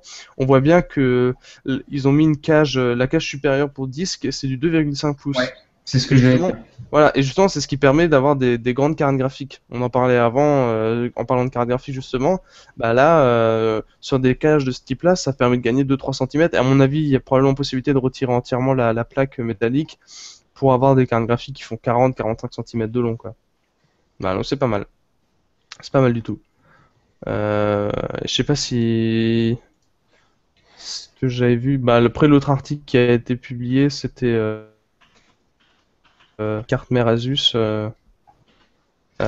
Pour moi, aucun intérêt, quoi. C'est plus Pardon? des news, là. C'est plus des news, effectivement. En Ouais, termes de dossier cette semaine, il y a pas eu, il y a pas eu grand-chose, hein. ouais. Moi, il y avait des petites annonces, des petites choses comme ça, tout à fait. Et sinon, les APU AMD 12 core. Eh ouais. Alors, Ça, on en a parlé aussi la semaine dernière. On avait eu une Ouais, on question, avait je sais pas si parlé. vous vous souvenez, hein. assez Donc, rapidement. on en a parlé. C'est toujours pareil. Ça vient d'une rumeur qui dit que on va voir ce qu'on va voir. AMD va revenir, etc., etc. Donc, euh, pour reprendre ce qu'on a dit la semaine dernière, c'est que AMD n'est pas capable de revenir à court terme. Quand on dit court terme, c'est avant fin 2015. Par contre, c'est pas impossible qu'ils sortent un APU un petit peu plus costaud. Mais de là à penser qu'ils vont avoir un processeur qui va aller chatouiller les i7 4770, 4790, etc. Malheureusement, hein, c'est pas encore pour demain. Ouais. Et ça, après, comme dit, à la rediff, je crois que je l'avais peut-être même mis dans la description. Il y a de fortes chances qu'on en ait parlé plus en détail la semaine dernière. Je me rappelle plutôt bien de ça. Voilà. Et là, ça fait partie des infos, comme il n'y a pas grand-chose comme une nouveauté cette semaine, ça fait partie des bruits, moi ce que j'appelle les bruits de chiottes, hein, donc tu entends des trucs comme ça, il n'y a pas grand-chose derrière. Il y a 50 rumeurs sur la iWatch, 50 rumeurs sur l'iPhone 6, etc. Mais bon, il n'y a pas grand-chose derrière. Ouais, tout à fait, exactement. Tout à fait d'accord. Je regarde. Ouais, moi je pense qu'après là, il est déjà 23h30, donc on est à une bonne moyenne de 2 heures de live. On va pas enfin, en réalité, de permettre aux gens de dormir. Peut-être que des gens dorment déjà à cette Il y a heure-ci. travail demain. Il y en a peut-être qui travaillent, effectivement, c'est pas faux. Donc oui, je pense on a vu à peu près tout ce qu'on voulait voir. Oui, tu as fait le tour de la dernière question. On a fait rapidement les petites news. Vous avez présenté tous les produits que vous aviez à présenter, hein, Voilà. quand même. Pas mal de choses intéressantes. Voilà, donc il y aura la rediffusion du live sur la chaîne YouTube Van Guru et sur ma chaîne, je la laisserai une semaine aussi, une ou 2 semaines. Après, ce qu'il faut savoir, le prochain, normalement on fait ça toujours le mercredi après-midi maintenant. Après, par contre, il va y avoir 1 ou 2 semaines où il y aura pas le rythme classique parce que certains d'entre nous vont être absents. Donc, faudra pas vous étonner et on essaiera de vous le rappeler sur Twitter, mais c'est possible que le prochain soit uniquement le 13 août, hein, par exemple. Voilà. Faudra pas vous étonner à ce niveau-là. Ouais, ce qui est important pour nous, c'est aussi que vous nous donniez un retour sur l'utilisation de Hangout. C'est ça. Voilà. Donc, Tu peux remettre le sondage, s'il te plaît, Yanis, dans le chat YouTube. Bah, je peux pas mettre de lien dans le chat YouTube. En fait, j'ai mis dans la description de la vidéo. Si vous rafraîchissez la page, vous le verrez sans problème. Euh, voilà, c'est 2 types différents de présentation. Et voilà, on essaye de voir ce qui est le mieux, mais si on a vos retours, c'est l'idéal. C'est l'idéal. C'est ça. Parce que le but, c'est que ce soit agréable pour vous aussi. Mhm. En tout cas, sur ce, je crois que cette fois-ci, on a bien fait le tour. Donc, merci à tous d'avoir regardé le live. Encore une fois, on espère vraiment que ça vous a plu. N'hésitez pas à répondre à ce fameux petit questionnaire qu'on vient de tweeter, de mettre dans la description. Donc, pour les prochains lives, on vous tient au courant. Suivez-nous sur nos Twitter respectifs et sur le Twitter Van Guru. Donc, Van Guru Web, tous les liens sont dans la description. J'ai tout mis. Voilà. Cette fois-ci, je n'ai rien oublié. J'ai mis nos 3 Twitter, le site de Van Guru et j'ai mis, je sais pas ce que j'ai mis, mais j'ai tout mis. Voilà. Parfait, Ça, parfait. Tout le monde est servi. Donc n'hésitez pas à aller dans la description pour choper toutes les petites infos. Bien évidemment, comme Yanis l'a annoncé précédemment, le live sera en rediffusion, donc n'hésitez pas à liker le live ou la vidéo en fonction de ce que vous regardez. On vous dit à la prochaine. Merci à tous d'avoir regardé, c'était plutôt cool. Et Merci surtout, d'avoir été comme d'habitude toujours aussi nombreux à venir nous écouter entre blablater en ce C'est ça. mercredi soir. Même Et si ça. c'est les vacances, on blablate quand même, c'est pas grave. On fait en sorte.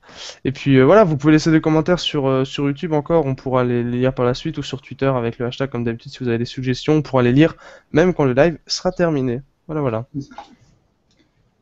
Sur ce, on vous dit bonne nuit, bonnes vacances pour ceux qui partent en vacances, bon courage pour ceux qui ont encore à travailler, et à la prochaine. Et surtout, n'oubliez pas de suivre sur Twitter tout le monde pour rester au courant de l'actualité, de tous les prochains lives, tout ça et tout ça. Voilà. Bonne soirée. Bonne soirée et puis rendez-vous dans quelques semaines. Ciao Allez, tout le monde. ciao.